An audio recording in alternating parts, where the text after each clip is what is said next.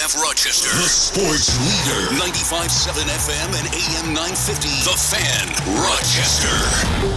Always live on the free Odyssey app.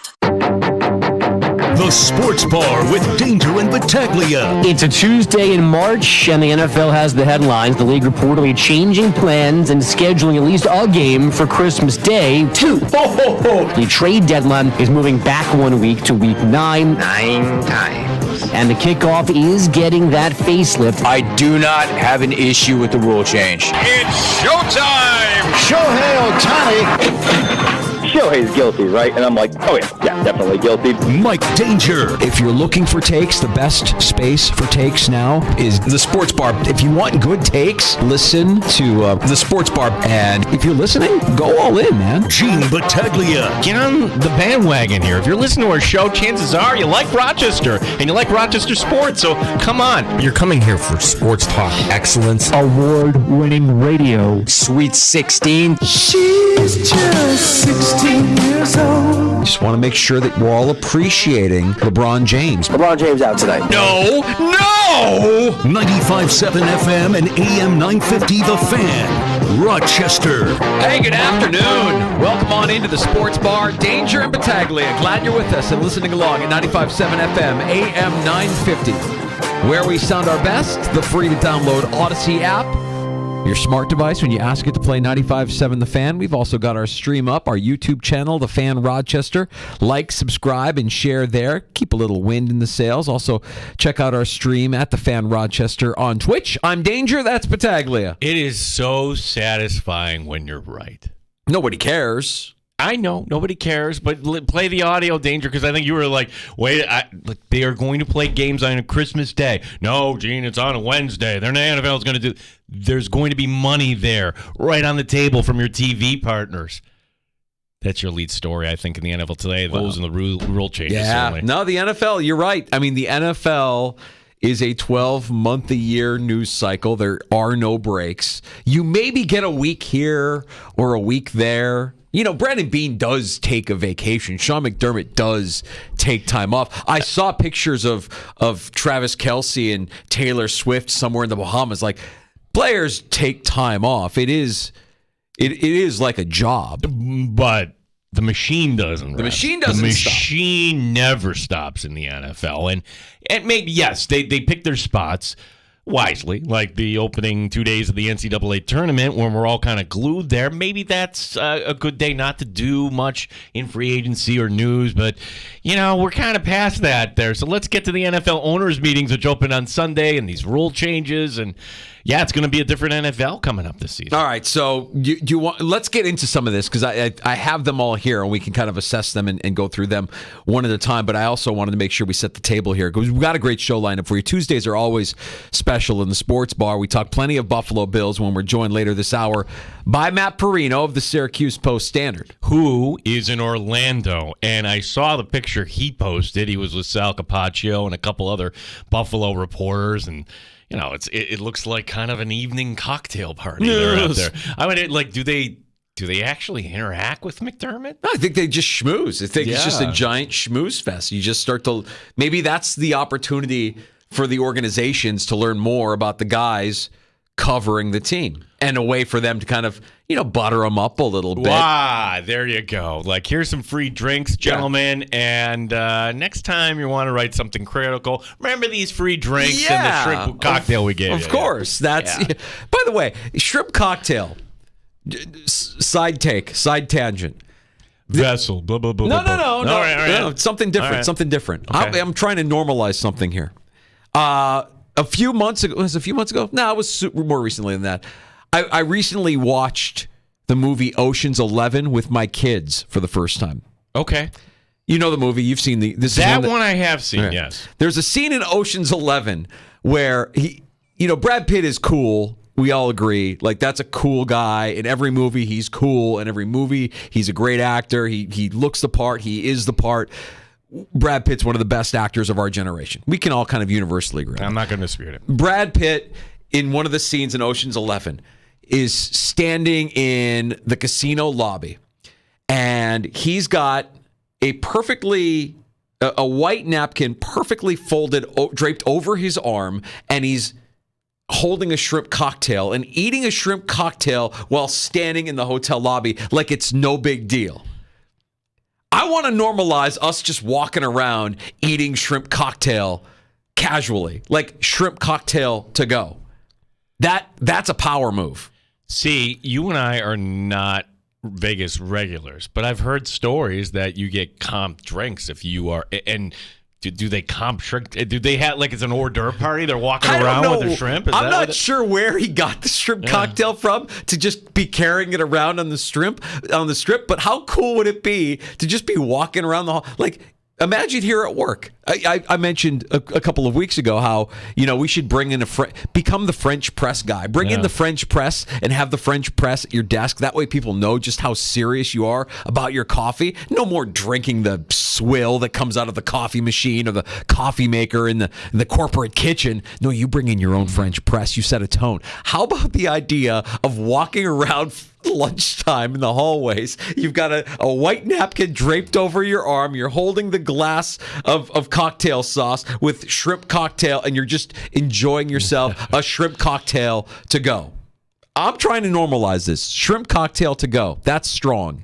That's a strong play. So, do you think they were giving away? Like, definitely they have the hors d'oeuvre. I could see Perino being the guy walking around the owners' meeting. Perino's the kind of guy that I could see, like the Brad Pitt kind of guy with the napkin draped over the arm, holding the vessel, the shrimp cocktail, and just eating shrimp cocktail casually while chatting up Brandon Beane or Sean McDermott or any NFL executive that might be in attendance. How does McDermott do at those sort of events? I think he's probably pleasant. I think he's, you know what? Yeah. I have a feeling that the Sean McDermott that we see is it's like a light switch for him. I'm sure that when he's around friends and family, he's probably not that different than you or I on the sideline of our kids' games. You know what I'm saying? Like, probably doesn't want to talk about work, so don't question him about the Bills or don't question him about his job, because nobody wants to talk about their job when they're not working. Would he fit in your neighborhood? That's the question. McDermott would fit into my neighborhood. He would. Oh, absolutely. He'd be playing cards with the guys and everything. I don't see McDermott as a guy that would be like, bourbon guy or card playing guy, but McDermott would show up and people would be like, oh yeah, Sean's here. Yeah, he's a good guy. What do we think of Sean? He's a good guy. Good family. Got good kids. Kids play. Could you see the kids play ball? Whoa, the kid can play ball. Like that's your neighborhood. That's usually like the in. Like, oh, if your kid is an athlete, if your kid is in sports, oh, if you see the kid play ball, whoo, that kid can play. That kid can play hockey. That kid's gonna play juniors. Wow, watch that kid. He'd be just fine in my neighborhood. Okay. So I think he in this setting he's probably a little guarded. Because we've seen Sean McDermott firsthand. He's super guarded. Yeah, he's super guarded. We're Bean, on the other hand. I've heard stories of Bean at the, playing golf and, just cutting loose a little bit. Bean was on McAfee today making jokes about the draft. Oh, yeah, we're going to take a wide receiver in every round of the draft. And somewhere in Buffalo, there's a radio host whose heart just exploded. Just exploded with love. Somewhere somebody took that at face value. I guarantee you the Buffalo Bills are not taking a wide receiver in every round of the draft. Yeah, I think that's probably a safe bet. We'll get Perino's take on everything going on there at the NFL owners' meetings and let him be our ears and eyes there to the Schmooze Fest, the cocktail party that he was a part of there with the rest of the Bills media that were in attendance. And then joining us in the 4 o'clock hour, and this is a special treat today, in studio, for the first time for his Tuesday afternoon visit, Rochester Americans head coach Seth Appert. What could be going on? Correct me if I'm wrong. You've never met him. Never met him. Wow. Mm-mm. No, we talk every week. Yeah. We're a couple of Minnesota guys. I could probably talk hockey with him for hours. I mean, I could probably spend at least 3 hours, the entirety of this show, talking to Seth Appert of the glorious majesty of the Minnesota State High School Hockey Tournament, because we both dream of playing in that thing. Well, before Seth was with the Amherst and before he was with the junior team, the U.S. National Development Team, I should say. He was at RPI, and look, I don't know if you knew this or not, but according to ESPN, RPI is playing Boston University. Yeah, friendly of them to mix up RPI with RIT. Yeah. It's just, 3 letters that start with the letter R. It's upstate New York. Easy somewhere. mistake. It could happen to anybody. So Seth Appert stops by the sports bar in studio next hour, and we have a feeling there might be some surprises in hand. Can't wait. Yeah, that should be a lot of fun. We've got time for your calls. We got some excellent takes and opinions. This is what you come to the sports bar for. 866-4FAN, 866-4326. But the rule is, if you're going to call in, we're not turning the keys over to you. You are to add something. Contribute. Contribute. You're just not automatically kind of passing through. Yeah. That's Gene's way of saying what Rome has been saying for years on his show. Have a take, don't suck, bring something to the table. We'd love to talk to you. 866-4326. These rule changes, there are several. The NFL is going to look different, at least for next season when we talk about the kickoff. We'll get to that. Some of the other approved rule changes. Coaches can make a third replay challenge if either of their first 2 challenges are successful. Coaches would like that. Is it?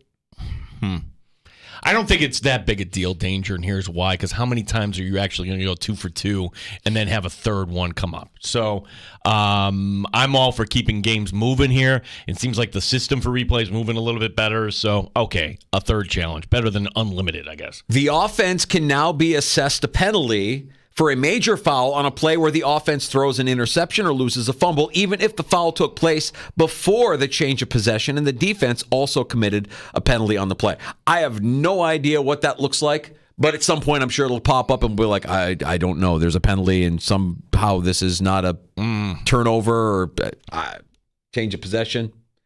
Replay can now be used to overturn a ruling that a quarterback was down or out of bounds before throwing a pass. I mean, you could think about multiple occasions where Josh Allen makes a pass where he's just about to be down. Well, if you had any questions about that, now you can actually replay that.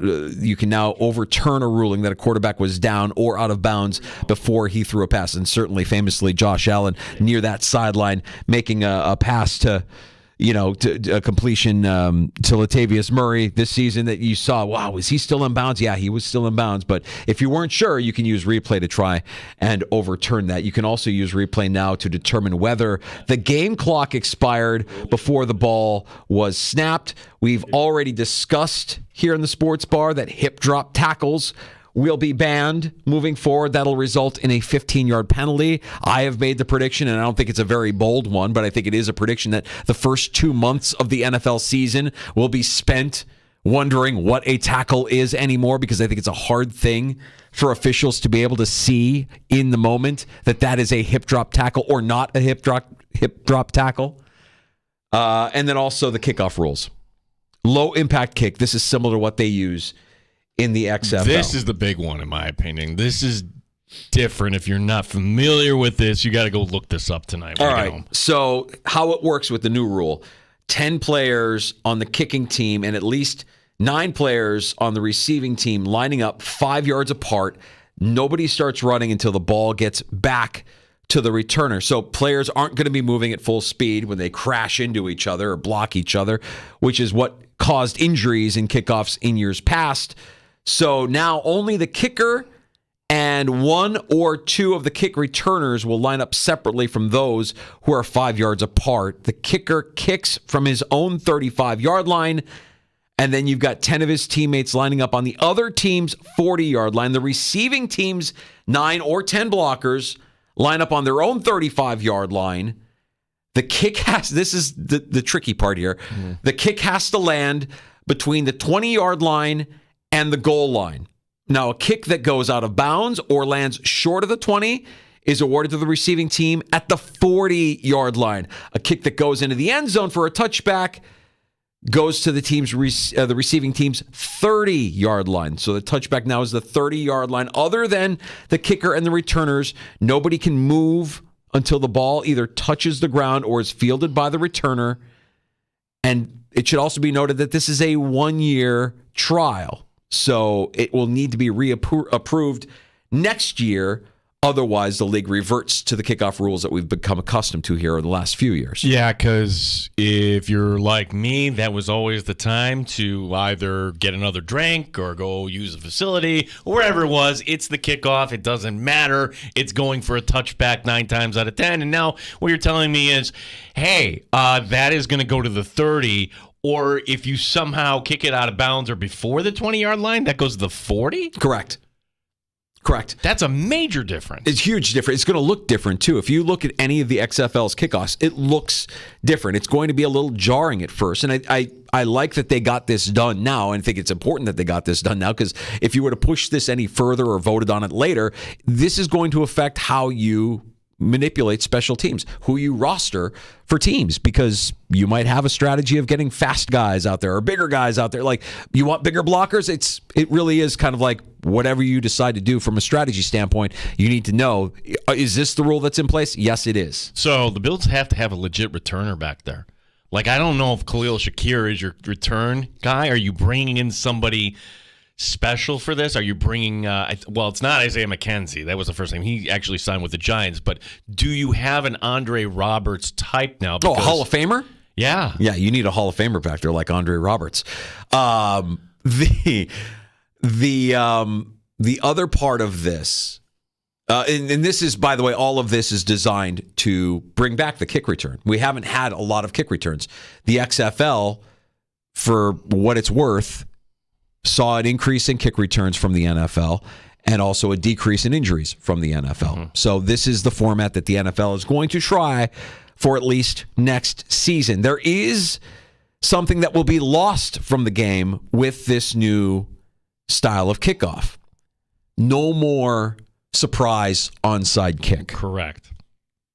You now have to declare when you're going to attempt an onside kick. You only get 2 per game, and they can't happen before the fourth quarter. The Eagles also proposed an onside kick alternative yesterday with their proposal. What they were proposing was that teams that scored a touchdown or field goal could have followed it by taking the ball at their own 20-yard line with a 4th and 20. And if you converted that 4th and 20, you keep the ball and you go from there. That felt like a little too much for the league to chew, so they didn't want to bite all that off. But you will see the end of the surprise onside kick like we saw famously in that Super Bowl between the Saints and the Colts. Yeah, and this kind of makes me wonder, are we going to just get rid of it all together? Because they've been like chattering for years here. If this all works, Danger, then maybe next year, hey, no more onside kick, but if you want to get the possession back, they've been talking about 4th and 15. And doing something like that just to keep you engaged, you, the viewer. They don't really care about the team that's down and out. They really don't. They want to keep you watching longer. And actually, this is going to make you watch longer if now you've got to time out your potty breaks here. Or you used to be like around the kickoff. You've got to make sure that you're staying tuned in. Yeah. Now, you mentioned this up front, Gino, and this is the big bombshell that the NFL dropped on us, and everybody's like, oh, yeah, player safety is a real big concern with the league. Christmas falls on a Wednesday this year, December 25th. Regardless, the NFL will play not 1 but 2 games on a Wednesday, a non-traditional day, because it is Christmas. I've been saying this all along. What is the difference between Sunday to Thursday from Wednesday to Saturday? The answer is nothing. Yeah. It's the same difference, and you can have multiple games. I believe it's on the 19th on Saturday. Yep. And then you just mix up the opponents. And then on Wednesday, you're going to take 2. Say you play 3 games on Saturday, and now you're going to make that 2 on Wednesday. So for the first time in league history, there will be scheduled games on a Wednesday. We had the COVID year where some fell there out of necessity. So that's going to be something, Danger, where you literally have like 1 day off in between. You have Monday Night Football and Tuesday, and then the next week is going to start on Christmas Day. I said this when we came back from the holidays. It was actually kind of great. It added something. Yes, it didn't take away from the family. It's on. I'm in the kitchen. You hear the chatter in the other room. What happened? Oh, Mahomes just threw another pick. Well, Dad, you know what's interesting is that, yes, the daytime games actually had better ratings than the primetime game. Yes. And the primetime game was a great matchup. That was the Ravens and the Niners. It was dubbed a Super Bowl preview.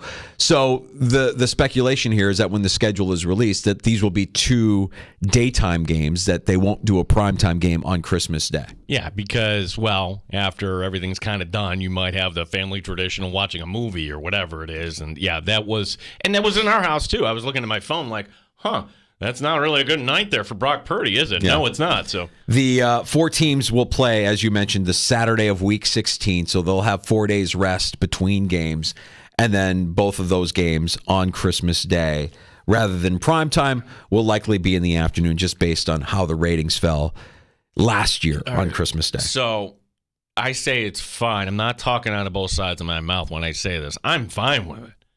What I'm not fine is having the Buffalo Bills on Christmas Day. I know some people would like that, but to me, the Bills are the one thing that kind of takes all of our attention away. Well, I always feel for our friends that cover the team that also have to travel with the team on the holidays and leave their family. But that's tough. Yeah. That's tough. Yeah. So I'm with you on that. Amazon will be broadcasting a wild card game in January of 25. That was also announced at the league meetings. Last year, you'll remember, it was the Chiefs and the Dolphins playing on Peacock. Well, this year, the streamer that also hosts the NFL's Thursday night package will get that wild card game. What does Peacock get this year? Well, they get that Friday game after the Thursday kickoff, that Friday game in South America, in Brazil, where the Eagles will be playing another team as they get the league started there that first Friday in September. September 5th is the NFL kickoff, that Thursday, with the Chiefs hosting in Arrowhead. And then the following day, that game, that Friday game from South America, will be on Peacock. Well, let's not bury the lead, Danger. We have our first preseason opponent announced. The Hall of Fame game. What do we got? Oh, you missed this? I didn't see this. With the Hall of Fame game. Because, well, you have the Bears got to be in there. The Bears going in against the Houston Texans on Thursday, August the 1st. Yeah, with Devin Hester going in, you got to put the Bears. Steve McMichael. And Steve McMichael will be, that'll be heart-wrenching. So that makes a lot of sense. I didn't see that, but I figured that the Bears would be playing in the Hall of Fame game. And if you're thinking, oh my gosh, this will be great to watch Caleb, he ain't playing with Caleb Williams in that game. Man, I hope not. No. They're smarter than that. But it is the Bears, and they do like to ruin quarterbacks, so I'm not going to hold my breath. Let's get to Matt Perino. Oh, you know what? We had one caller. Oh, is he still standing by? He's still standing by. Who we got? We got John in Rochester. He's got a quick NBA take. Yeah, John. Hey, Danger, and the pre-show you said we need to appreciate LeBron James more. I want to know when we're going to start questioning him more for performance enhancers. It seems a little odd that he is so successful in doing this for so long. What's your take? My take is you're being suspicious of somebody that you should just sit back and appreciate, my friend. John, you're saying that the greatest, at worst, the second greatest NBA player of all time is juicing? I don't know that that's appreciating what he's done for us, what he's done for like the opposite of appreciating. Yeah, that's I don't know if he would appreciate your accusations here. That's that accusatory tone of yours that he's doing PEDs. And by the way, he's off tonight, right? Right. Maintenance. Yeah, who knows what excuse they're giving. Basically, whatever he wants to do. He can do whatever he wants. He can hold a franchise hostage, as he has done, to hold them to his whim. He is the real GM of whatever team he is a part of. Look, if they get the 10th seed, great. If they don't, it doesn't matter. They won the in-season tournament. That's right. You can hang that fraudulent banner up there with your bubble championship that didn't count. Yeah, at worst, the second greatest ball player of all time. But let's make sure his words, appreciate what he's done. Thanks, John. Appreciate the call. Appreciate you, John. 585-866-4326. 866-4FAN is our phone number. Matt Perino, covering the Buffalo Bills for the Syracuse Post-Standard, joins us from Orlando, and the NFL owners' meetings next on The Fan.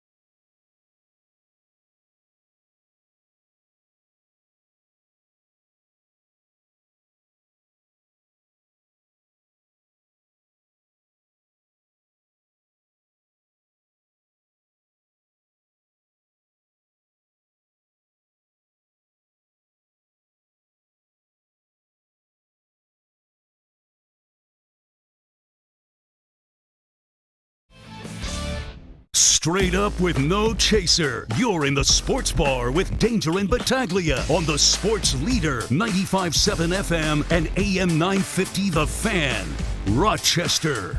Some of the injury data that's coming off of that play, and then, let's be honest, fans want to see an exciting play, right? We have an exciting game, to me the most exciting game out there, and we've got to keep it that way. And so in order to do that, you want returns to be back in the game. The returns dipped significantly this year, and they become dead plays. NFL owners meetings in Orlando. There's Bills head coach Sean McDermott sounding very official there now as part of the competition committee, explaining the new kickoff rules. We go to Orlando where he's either at the NFL owners meetings or he's at the happiest place on earth. I'm not sure. Matt Perino covering the Bills for the Syracuse Post-Standard. Good with his time to join us on a Tuesday afternoon, buddy. How you doing? I think you could be in both places at once. I was at the owners' meetings the last couple of days, and this morning. We're closing it out. I got a late flight at 8 o'clock, so I'm over at Epcot right now. I'm in line for Test Track, and I got to tell you, we're in a little bit of a bind because we went in the single rider line, and I'm getting pretty close. So what I think we're going to do here is let's talk some Bills for the next 3 or 4 minutes. I'm going to hang up on you for the ride, and I'm going to call you right back 90 seconds later. What do you think about that? What about anybody who's never experienced Test Track? Can we get? I mean, I'm sure that audio is magnificent. If you've never done it, Matt Perino screaming as Test Track sends you flying at 75 miles an hour around those hairpin turns. Listen, I'm not against anything. So if that is what your listeners want, that is what they will get. Are you a big screamer on the thrill rides? Are you a guy that just kind of oh god? Like I'm more of a oh god. I'm not really a screamer. I'm not a screamer, but I'm gonna let you hear about it. I'm having a good time, guy. We're gonna ooh and ah, and we're gonna there won't be any screams, but there'll be a couple of you'll hear me. So the single rider line, Test Track at Epcot, flying solo. You're doing this by yourself, Matt. That's a power move. That is a power move, but I am here with my good friend Jay Skursky from the Buffalo News. Okay. All right. Good. We are, and actually the Beauvays are here as well. They brought the little one. Perfect. And we've been doing a little bit of everything. We went on Soarin' with the Beauvays, and then they went in, and we watched the little baby for a little while. We're just, we're multitasking. That is fantastic. Yeah. When you get home, though, Matt, I mean, are you going to have two jealous kids? How do you handle that when Daddy went to Epcot today? Here's the thing. So I probably don't go here today if not for my wife, who was literally bought the ticket for me from Buffalo, has been living vicariously through me. It's almost like I can't come to this city now and not come here. But I told her I went on Guardians this morning, and I think we got a lightning lane right before we go. So I'm going to hit it twice before we go. And I told her, I was like, it was not the same without my son. I don't know if it just doesn't feel right. Part of that is just living that moment with your kid, that's the special part of it. I know exactly what you're talking about. Cue the cats in the cradle. And exactly what he's talking about. In fact, next week, Matt, we're not doing Disney. We'll be down there. We're doing Universal, and I'll be experiencing that with my older children, but they still have that excitement, that enthusiasm. Last night, they were going through all the rides at all the Universal parks, and they're like, which rides are we doing? And they're going through all the checklists and telling me what each ride is. I'm like, you gotta understand, your old man's getting up there. I'm going to be kind of wobbly if I do all these upside down roller coasters for an afternoon. Yeah, I don't know.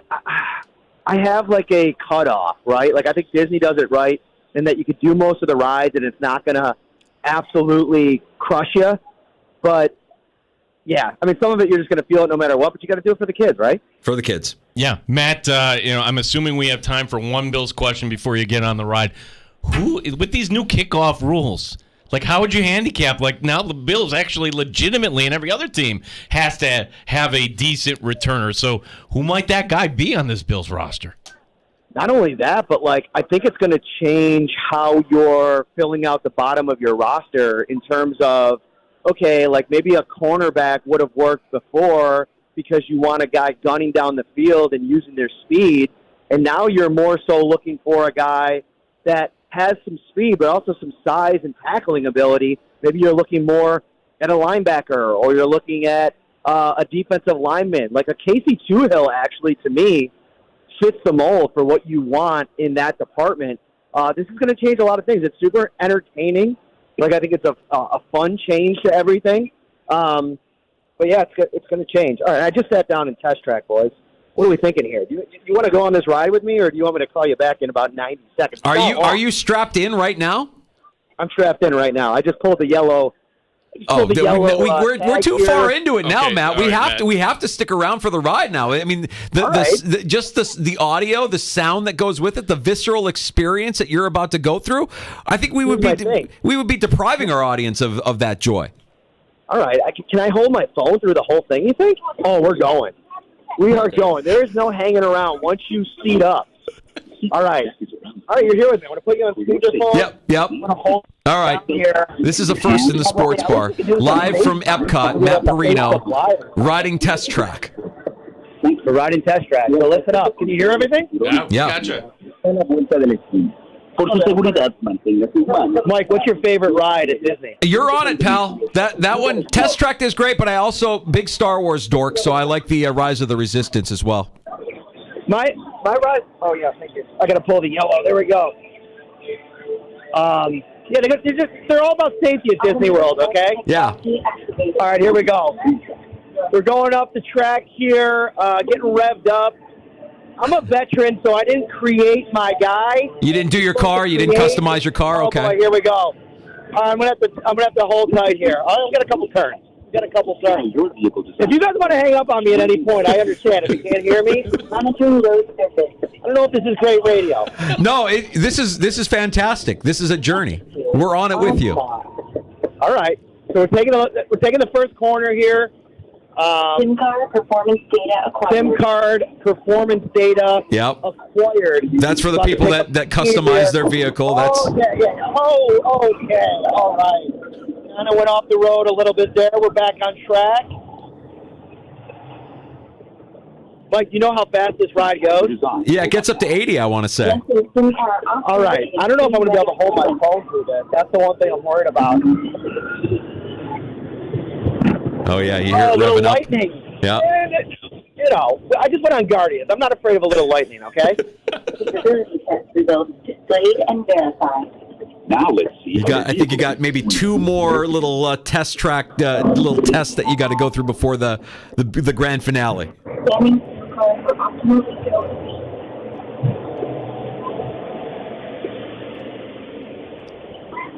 This is the calm before the storm. Yep.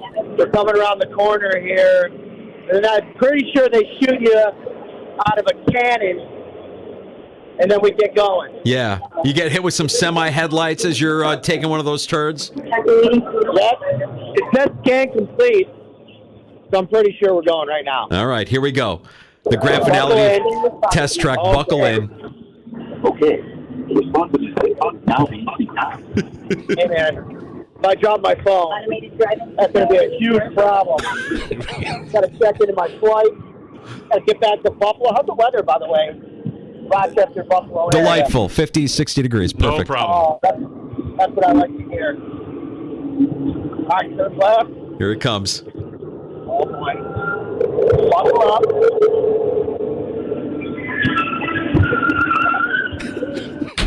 Automated crash avoidance technology disengaged. Displaying responsible data. I'm with him on the ride right now. I'm so with him right now. I see sunlight. I see sunlight.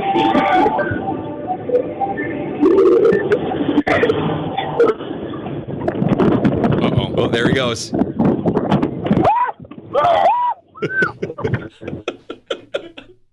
Uh-oh. We got him. He's just moving fast. Nothing crazy yet. We're picking up speed. All right, this is different. Here we go. Go. Oh, man, this is great. I'm on the ride right now. I know exactly.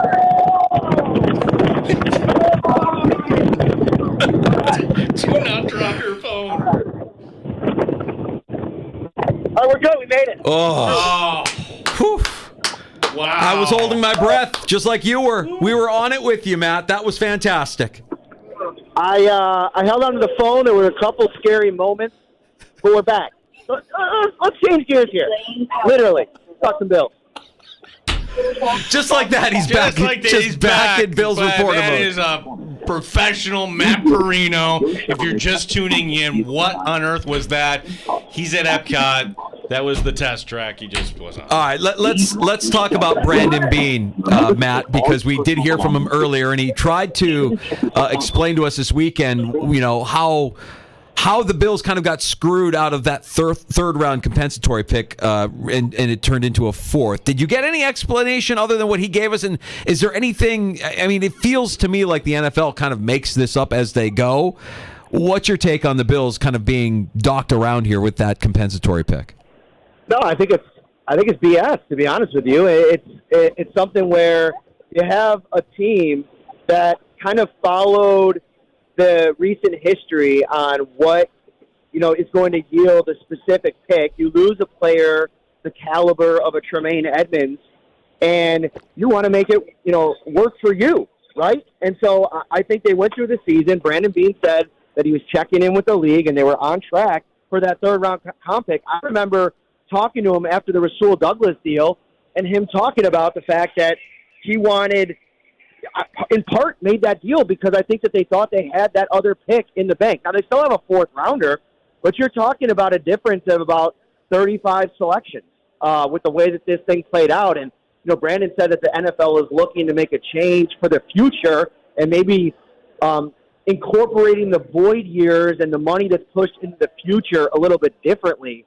But, man, I mean, that's a tough pill to swallow in a year where, the Bills probably want to be really aggressive with what they do moving up, not just in the first round. I know that that's Brandon Beane's MO, but really in the second and third round where you can potentially get, if you don't go receiver in the first, and you want to get your Amon-Ra St. Brown or your George Pickens, and you want to move up for that player, having that extra third-round pick or your only third-round pick would be advantageous. And so not having it now changes the math a little bit. And I wonder how much that actually impacted why they traded Ryan Bates to get that additional fifth to just continue to add capital to have some more mobility.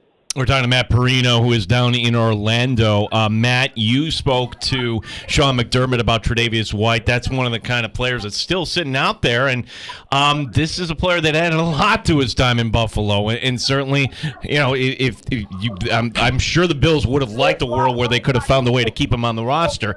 I'll ask the question this way, because Brandon Beane seemed to keep the door open just a little bit. Right now, Money Puck has the Sabres as a 2.7% chance to make the postseason. What's the greater chance? The Sabres make the postseason, or that Tre'Davious White will somehow end up back on this Buffalo Bills roster?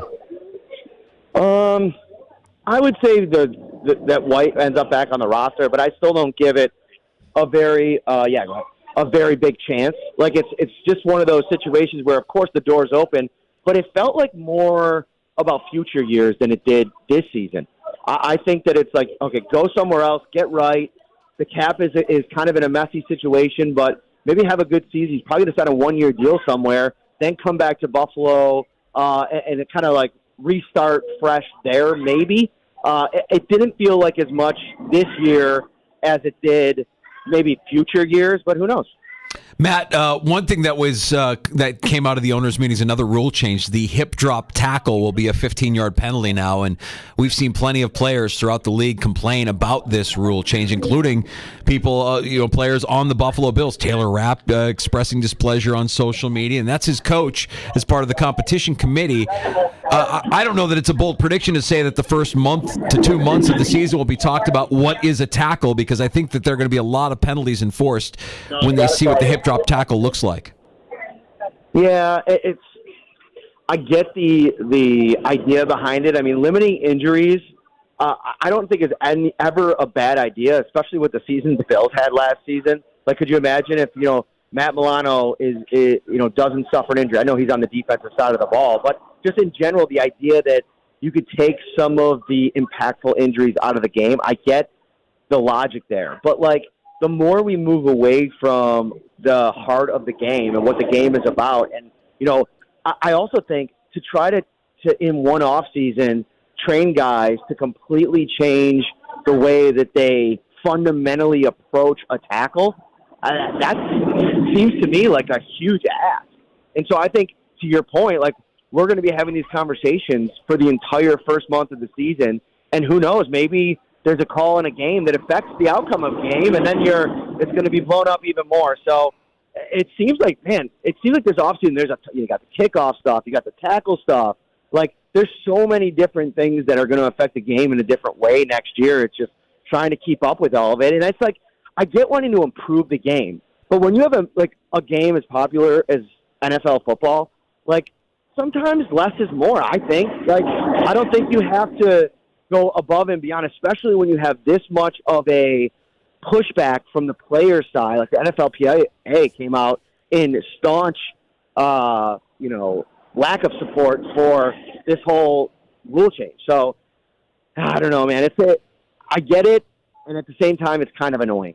Matt Marino, Syracuse Post-Standard, the Shout podcast, just coming from the NFL owners' meetings, waiting for his flight, and a little layover there at Epcot, which is really nice. Matt, take us behind the curtain here. You were at the cocktail party last night. What is that like there, and who from the NFL is kind of mingling with you guys? Oh, it's a really good time. It's a good time to, get a chance to kind of mingle with NFL folks. Terry Pagula is there. Some front office folks, obviously Brandon and Sean, Derek from Derek Boyko from the PR staff. It's a good chance to just put the recorders away, and just be people for a little while, right? It's not so much about the job, but getting a chance to learn a little bit more about everybody as human beings. Because sometimes, like, that interaction in the media room, right? Like, it can be so transactional. That we're there to do a job, we're there to gather information. And in a lot of times, like, on their end of things, they're there to keep us from getting certain information. So it becomes like a push and pull. It becomes like at times, tense back and forth. I mean, we've seen it over the years. But this is an opportunity to just kind of get in a room and just get to know each other a little bit better. I think that it helps create more of a professional environment, understanding a little bit more about both sides of things. And then I got to catch up with Brian Dable.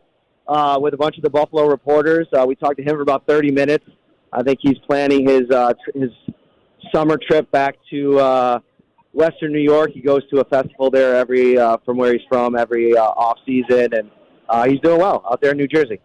Does the cocktail party kind of grease the wheels the other way? I mean, let's face it, I'm not saying you are this kind of reporter, but there probably are some reporters in the room that get a little attention from Brandon Beane and Sean McDermott and made me less inclined to ask the tough question when needed?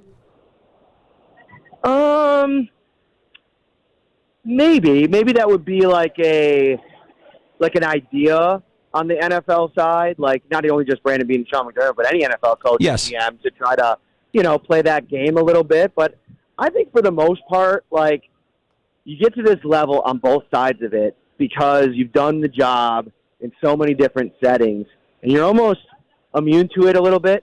I know certainly I am at this point. What am I, 10 years into covering professional sports, a little bit more than that.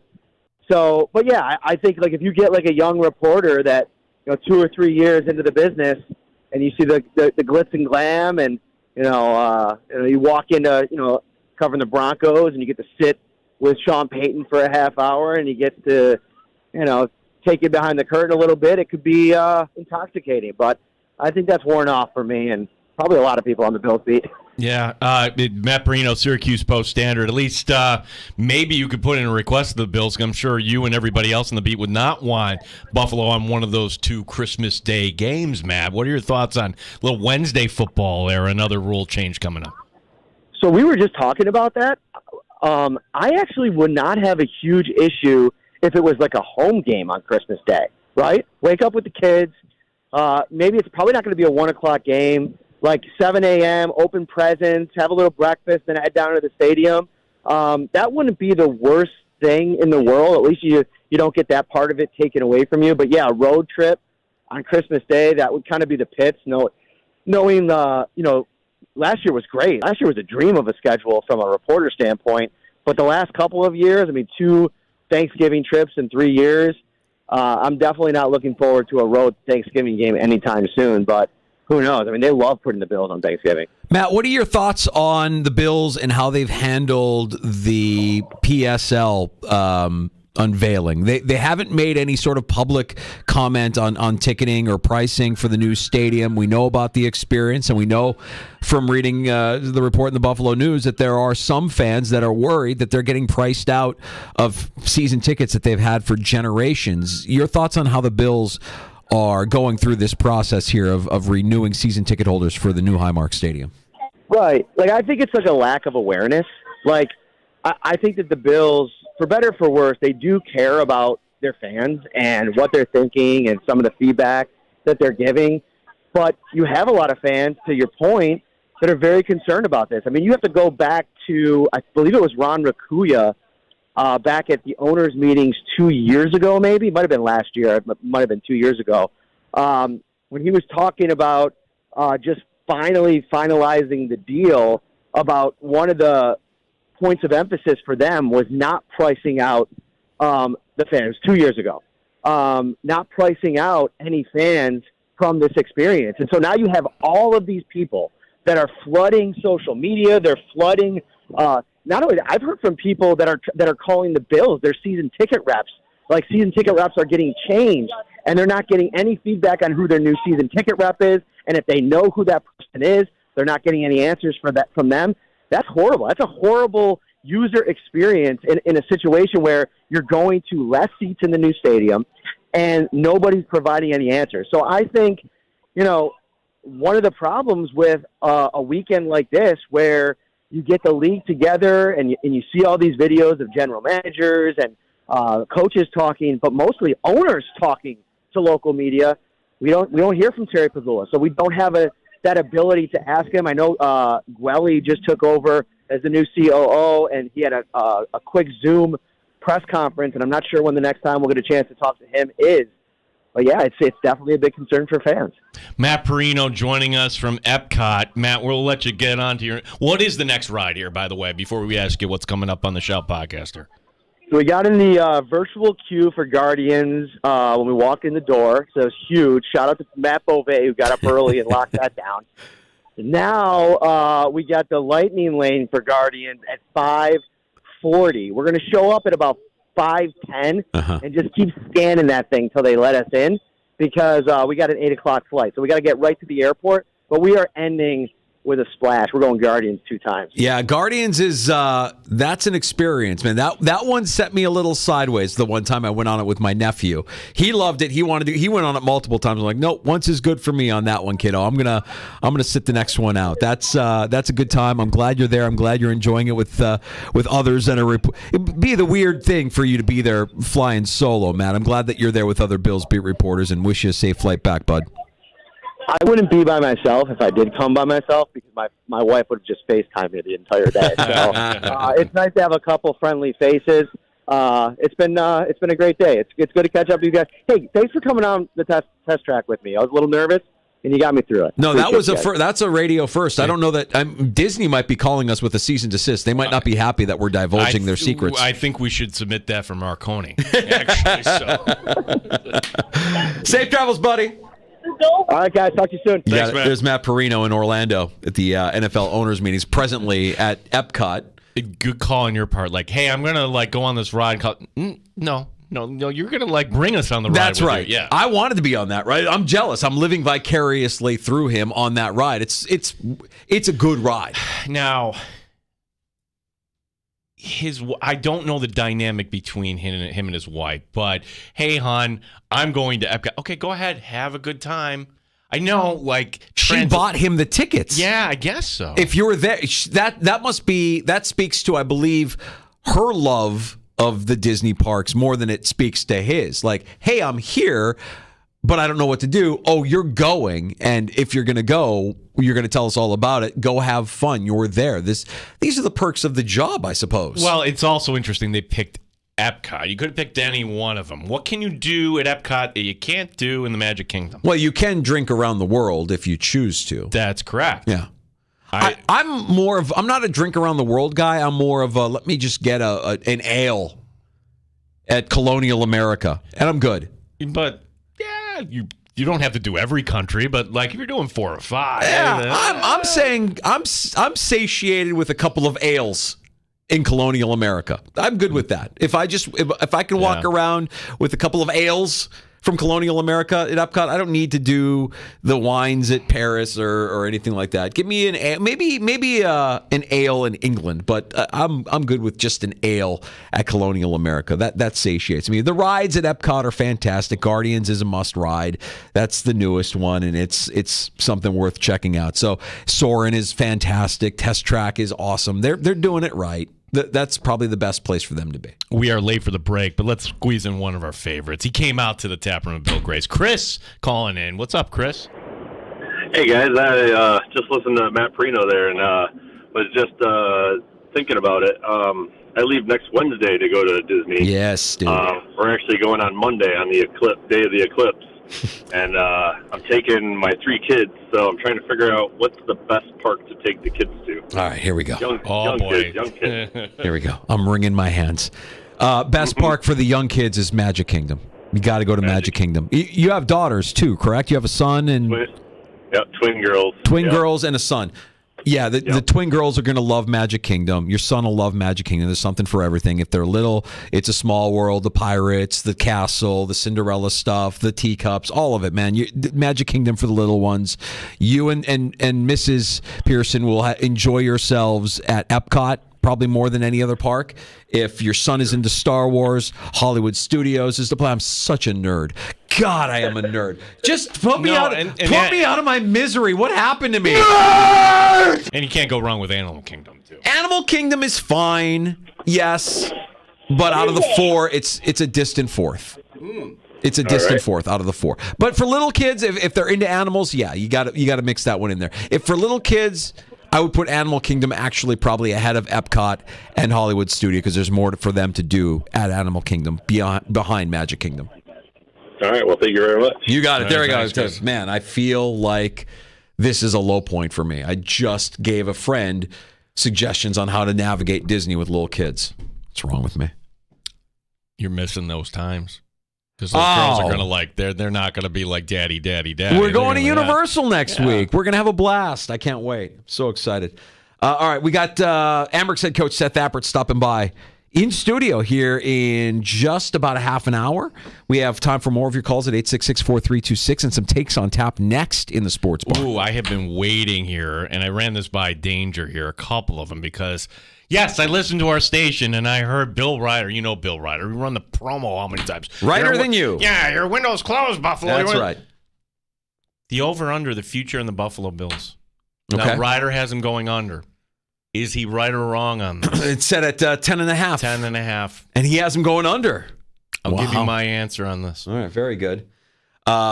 We discussed the Christmas Day doubleheader, but do you really understand what that means for that week between Christmas and New Year's? I don't think you have a full understanding of what this means.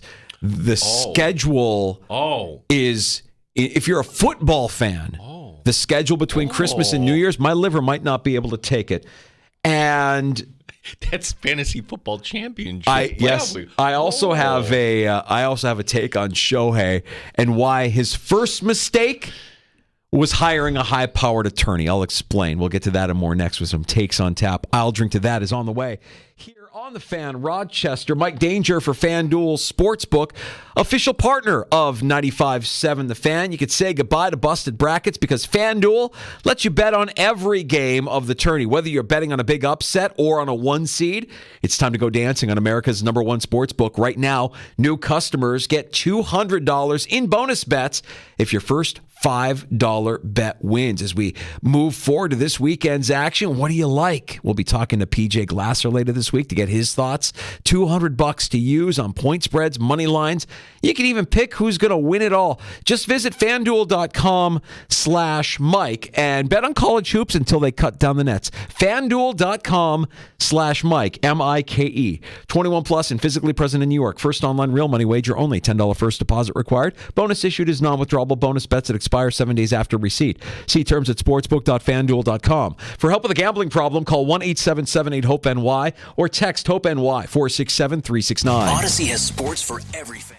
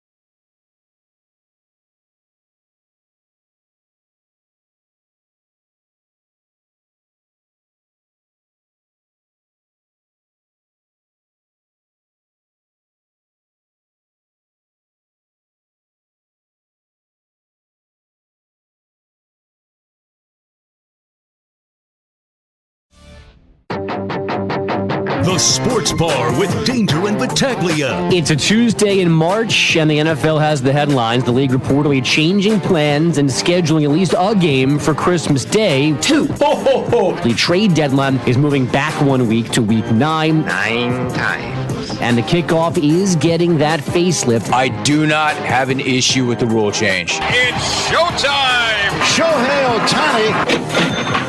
Shohei's guilty, right? And I'm like, oh yeah, definitely guilty. Mike Danger. If you're looking for takes, the best space for takes now is the Sports Bar. If you want good takes, listen to the Sports Bar. And if you're listening, go all in, man. Gene Battaglia. Get on the bandwagon here. If you're listening to our show, chances are you like Rochester and you like Rochester sports. So come on. You're coming here for sports talk excellence. Award-winning radio. Sweet 16. She's just 16 years old. Just want to make sure that we're all appreciating LeBron James. LeBron James out tonight. No!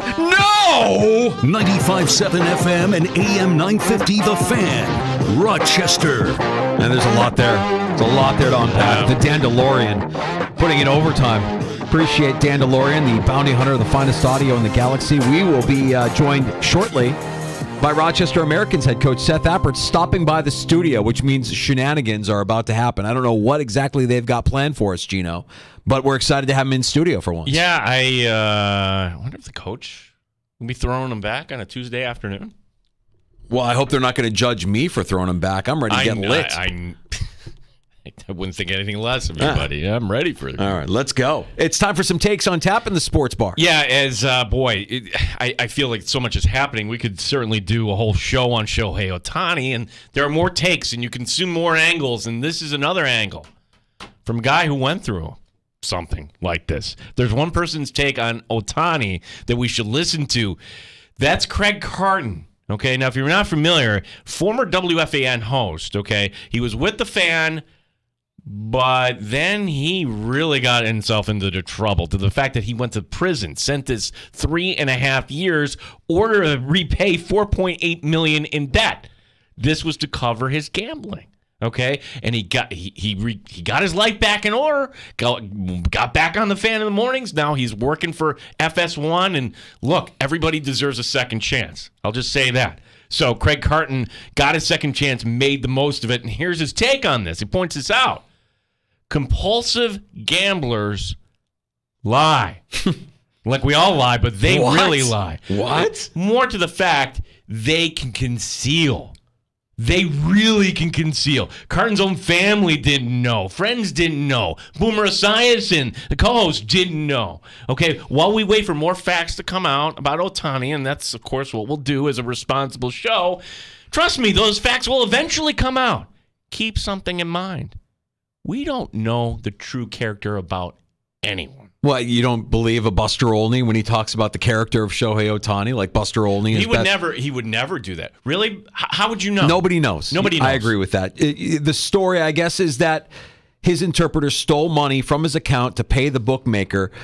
I want to know how the interpreter got access to Ohtani's account, how Ohtani or his financial people didn't realize that much money was missing. Those are the things that weren't discussed yesterday. No, because why weren't they discussed? Because they didn't take any questions. That's why I can't take that seriously at all. Here's my take.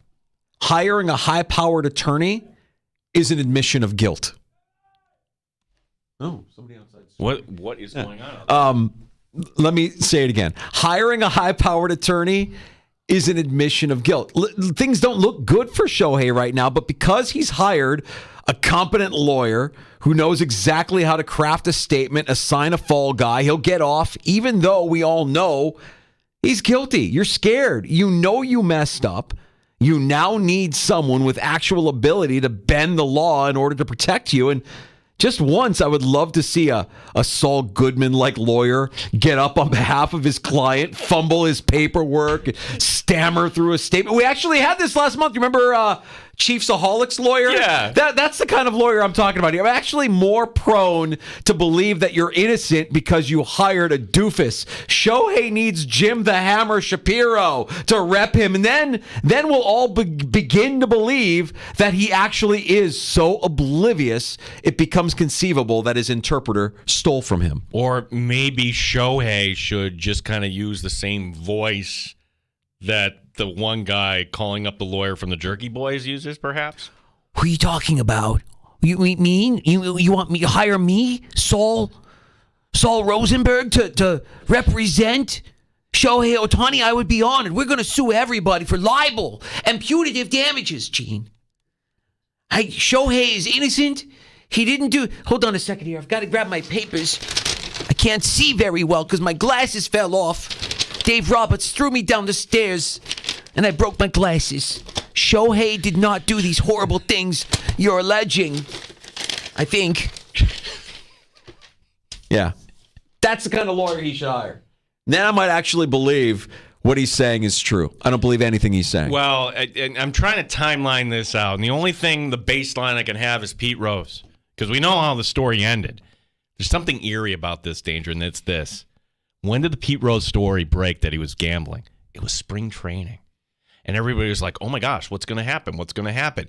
And investigation and lawyers and blah, blah, blah, blah, blah. And it was mid-August. Mid-August. They played all along. So baseball, are they going to have a Dow report? Is Rob Manfred really about protecting the integrity of the game? This sets up horribly for baseball. Because...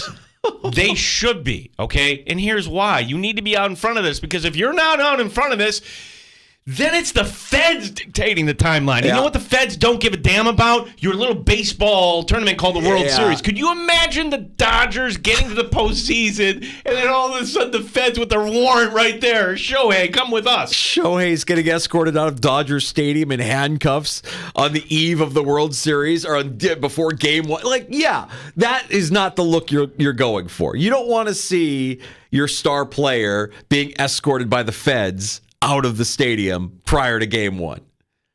But who knows? Yeah, and I love all these. Well, he didn't bet on it. If he did bet, he didn't bet on baseball. We don't know anything. Yeah. Well, if he did bet in California, it's still illegal. That's correct. He still broke the law. You broke the law big time with those dollar amounts. Yeah. Yeah, they're not. They're interested about the bookmaker taking him down. So eventually what'll happen, I don't see Shohei serving time, but... anyhow, long way.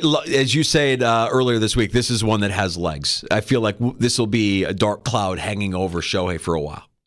We're going to get to training camp for the Buffalo Bills. Hopefully at Fisher, and this will still be going on. Great. Way to start the baseball season. Bill Ryder today on his show. By the way, if you're not familiar, he's on our station every day from 10 to noon. Bill Ryder going over some over-unders. And the Buffalo Bills, I didn't know this until today, their over-under for future wins for 2024, 10.5. Now, last year, the Bills won 11 games. So Vegas is saying, departures and year after, and it's saying the Bills will do a little less. And Ryder thinks the Bills will go under. He's pretty confident about that, but that's not a surprise, seeing that his stance, right? That the Bills are kind of on borrowed time. But, all right, just for the sake of this, let's do the exercise. And starting with the division. I've been on this all along, Danger, that the division so far here, and we're past free agency, the big portion of it, didn't make up any ground on the Bills. They really didn't. New England doesn't have a quarterback. The Jets are a Mets offensively. I'm sorry. I don't care if Rodgers comes back. And Miami did not get better. I want to say the Bills dominate and go 5-1, but they won't. They'll trip up again. 4-2. 4-2, which is exactly what they did last year. So to hit the over on this, you need 7 more wins on the schedule. Okay, I'm counting as wins right now. Tennessee, Arizona also at home. I'm going to give them Jacksonville at home. You get a win there. Seattle going out there, the Colts. I'm going to be nice because they've beaten the Chiefs in the regular season each of the last 3 years. Don't see any reason why they couldn't do it at home. Guess what? Even the win over the Chiefs, that only gets you to 10. Losses against the Niners, at the Rams, at the Texans, at the Lions, at the Ravens. Holy cow, this schedule's really brutal. 10-7 without seeing the schedule. Under feels like the play. I hate to say that for Bills fans, but that is the way I see it. Also, I still think that wins the division. So the Buffalo Bills, mark it down, Mike Danger, 4th seed in the AFC, calling this on March 26th. All right, with the 10-7 record. I saw the over-under for the Steelers. I always like looking at and seeing what Vegas does for the Steelers line. And I think they set it at 7.5, something like that. Mm-hmm. I'm taking the over.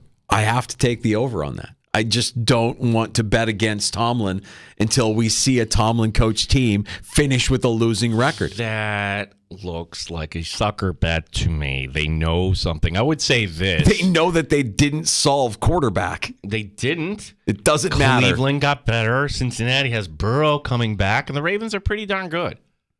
Right now, Pittsburgh, to me, looks like the 4th best team in the AFC North. I think we were saying the same thing last year about a playoff team. But we'll let the rest of the offseason play out. You are a Steeler lover. I'm not. I'm fascinated by the Steelers. I don't love the Steelers. I am fascinated by the Steelers. No. You have a second favorite team, and it's the Pittsburgh Steelers. Just admit that, Mike Danger. No, my second favorite team is the Buffalo Bills. How dare you? The correct answer is I don't have a second favorite team. No, I have an AFC team. It's the Buffalo Bills. right. My NFC team is the Chicago Bears. That's my favorite team, and that's the team I will always have allegiance to. But I can say I like the Bills in the AFC. Okay, we talk fair. about them enough and know enough about what's going on with the team. Got to talk about the Bills whenever I get out. Quickly, before we get to Amerks head coach Seth Appert, because Gino, if I may, I'm going to put him for my time off between Christmas and New Year's right now. The 2 games on Christmas Day sets up for a holiday football bonanza. You've got the doubleheader on Christmas, December 26th, a Thursday, another NFL game. The 28th, you'll have your Saturday NFL games. The 29th, NFL games. 30th, Monday night game. December 31st, college football quarterfinals. New Year's Day, college football quarterfinals. My liver may not make it. The NFL is relentless, and I hope you enjoyed your time, NBA. Oh, I'm sorry. You can take the Friday the 27th. The Hornets and Pelicans on that day are going to be absolute fire. Oh, my gosh. 25th, 26th. They've got one day, that Friday. 30th. It's football nirvana that week. They're really pulling at our heartstrings. Amerks head coach Seth Appert stopping by next, live in studio. The Fan, Rochester. You're listening to the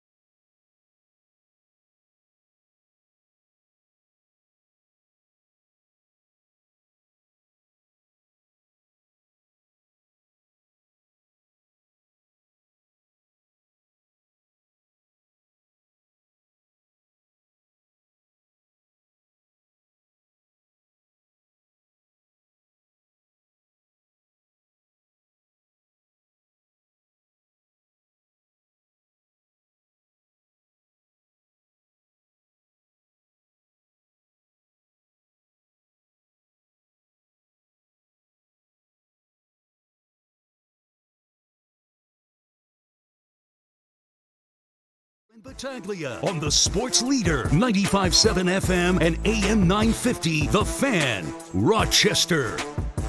Well, if you had your heroes, Danger and Battaglia, drinking bourbon with Amerks head coach Seth Appert on your bingo card, congratulations. Come and collect your prize.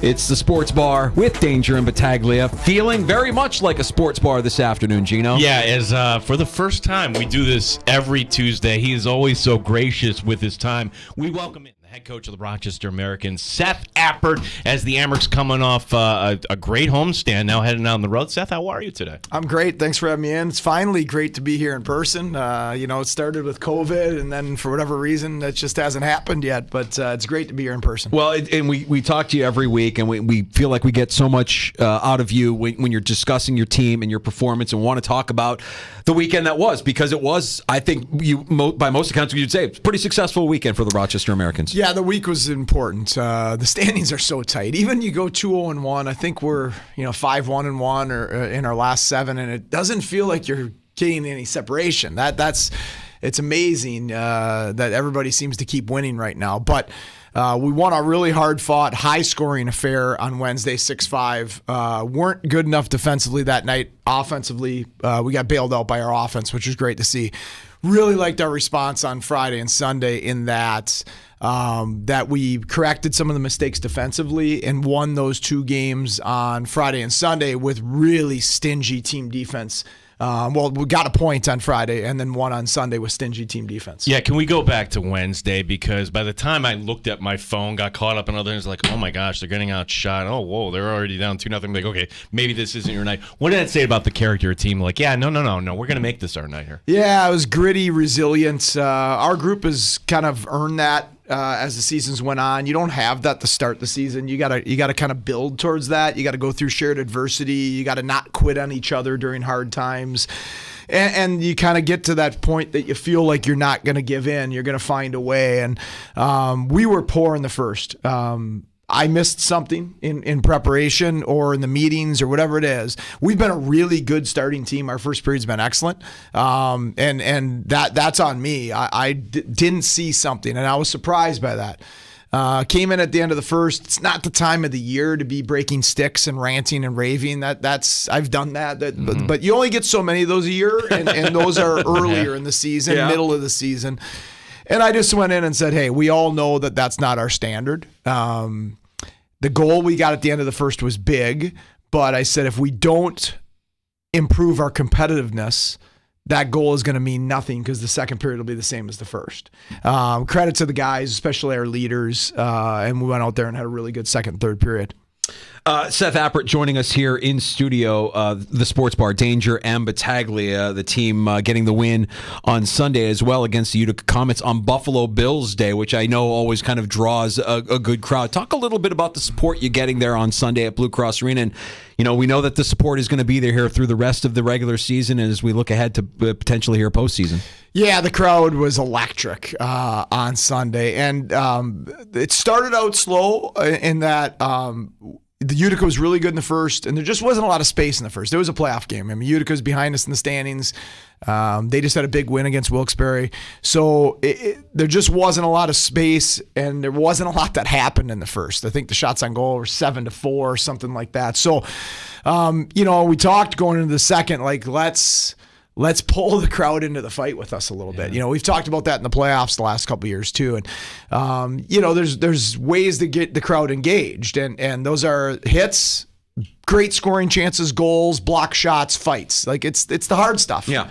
And we had a really good first 10 minutes of that second period, scored a couple goals, had a few massive collisions, and got that crowd humming. And I think there was almost 9,000 people that night, and they're playing the Bills shout song and the train horn, and it was a really fun atmosphere. Yeah, and certainly some good crowds coming up for the postseason. And one player in particular, if I had to say who's my favorite guy, I mean, we all pull for the underdog in Rochester.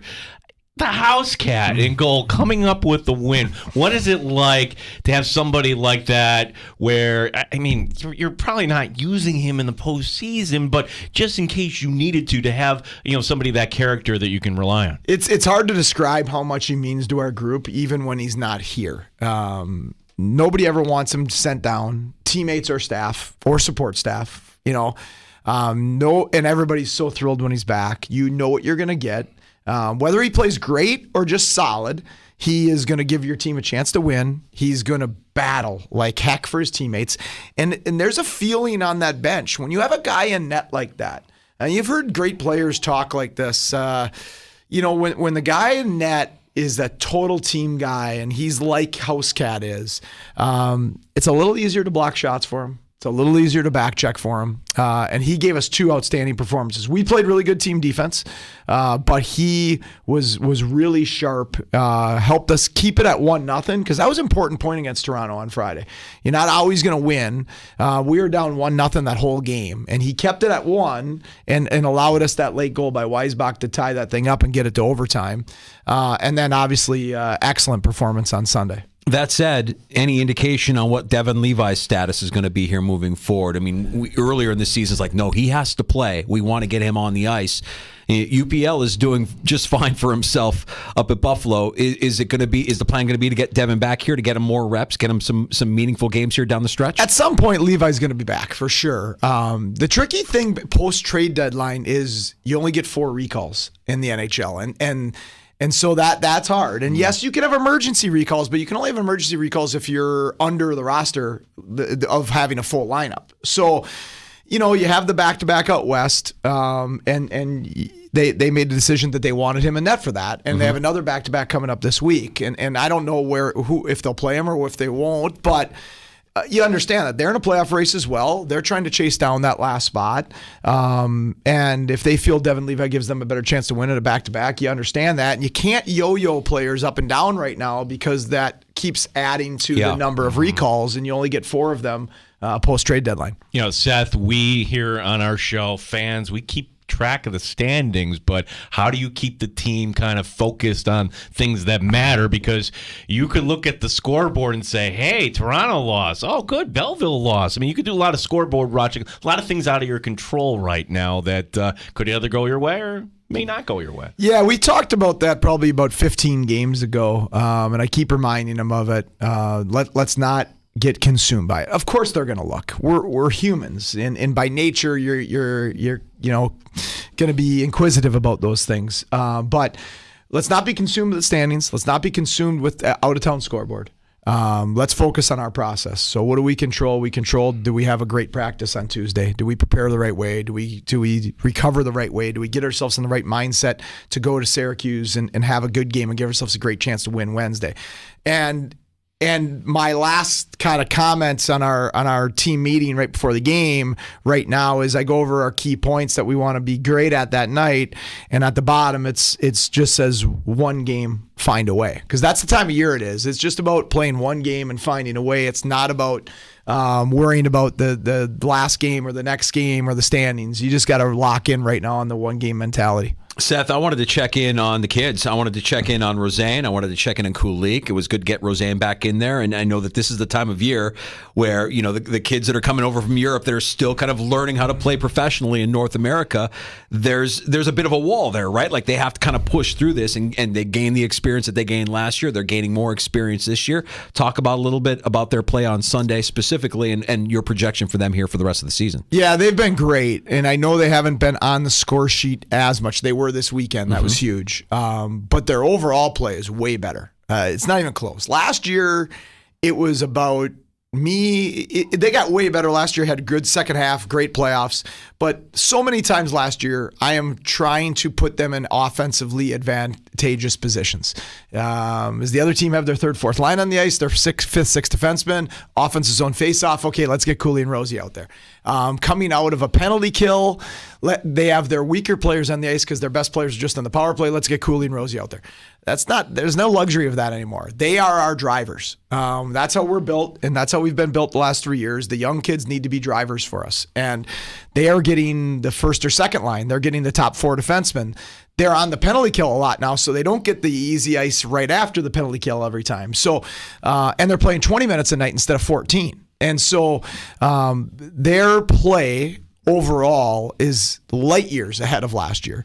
Offensively, you always knew it would come back. It dipped a little bit, and now you're starting to see it come back a little bit. They're great offensive players. That's always going to be there. But the beauty right now is if Cooley and Rosie, and they're with Brett Murray right now, and Brett Murray's been fabulous.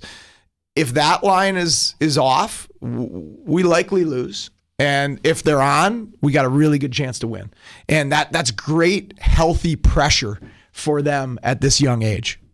Antoine Wahlberg is now with your team. So how do you bring him into the mix? Could we see him as soon as tomorrow night here, Seth? Wahlberg is really talented. He practiced today for the first time. He had a really long travel. He had to get visa and all those things. He won't play tomorrow, but what we're going to do tomorrow with him, because he's only had one practice, is we're going to have him dress for warm-ups and go through the whole process. So that way he gets to have a pregame skate, sit in all the team meetings, see our players prepare, watch someone like Michael Mersch go through his pregame routines, and just so much you can take from that. And then go on the ice for pregame warm-up, and then highly likely not play tomorrow, but get that experience, watch a game in Syracuse, see how small that ice sheet is, how little space there is in that game, how physically competitive that game's going to be. And then there's a good chance, come the weekend, he's probably going to get in there. He looked really good in practice today. He's different than a lot of our other prospects. Obviously, he's 6'3". He's more of a power forward. He lives around the blue paint. There's a lot of things that are intriguing about him. How much do you prepare for these prospects as they kind of come up? Like I think of last year when we got to see Matty Savoy for the first time in the middle of the postseason, and you find a way to get him in there and get him some of those reps. Do you continue to keep tabs on him through the season and just kind of like see, all right, Savoy's doing what he's doing. When we have the opportunity, he would be a great addition. I mean, you're managing more than just your locker room. You're managing a lot of these prospects throughout the course of the season, are you not? I wouldn't say I'm managing them. Am I keeping tabs on them? Yes. Number one, because I lived in that world, especially at the national program and those age groups, and that part of it I still love. So I do follow. But Adam Mayer, our director of player development, is fantastic. And then Tim Kennedy and Zach Redmond and Seamus Kodak, and those guys manage it. So they manage the day-to-day handling those guys. They give us updates. When those guys come into practice with us, sometimes we'll talk to them. Hey, they just got back from Sweden. How's Oslin looking? Or they just got back from Moose Jaw. How's Savvy looking? And those guys have a lot of those top prospects have had outstanding years.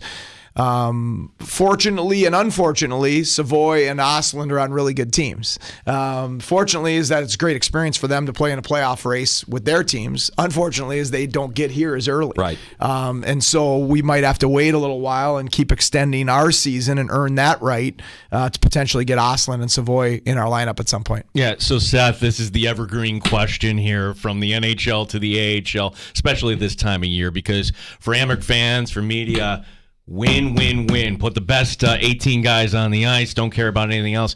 You've got another, kind of job here, Nez, to get guys ready. And if somebody says, hey, we want to see, I'm just saying this hypothetically, Antoine Wahlberg on the penalty kill, or put him in different situations that may not be best for your team. How do you balance the two, winning and player development, particularly at this time of the year?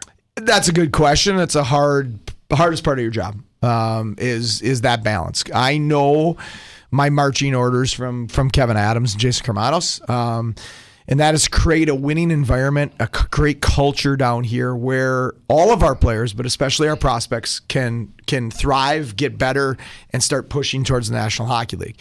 Winning is part of development. A big piece of when the Sabres get to the playoffs, and they're gonna, whether it's this year or next year, whenever it is, they're going to. This core I believe in up there. The guys that have playoff experience are they going to be the guys that came through Rochester.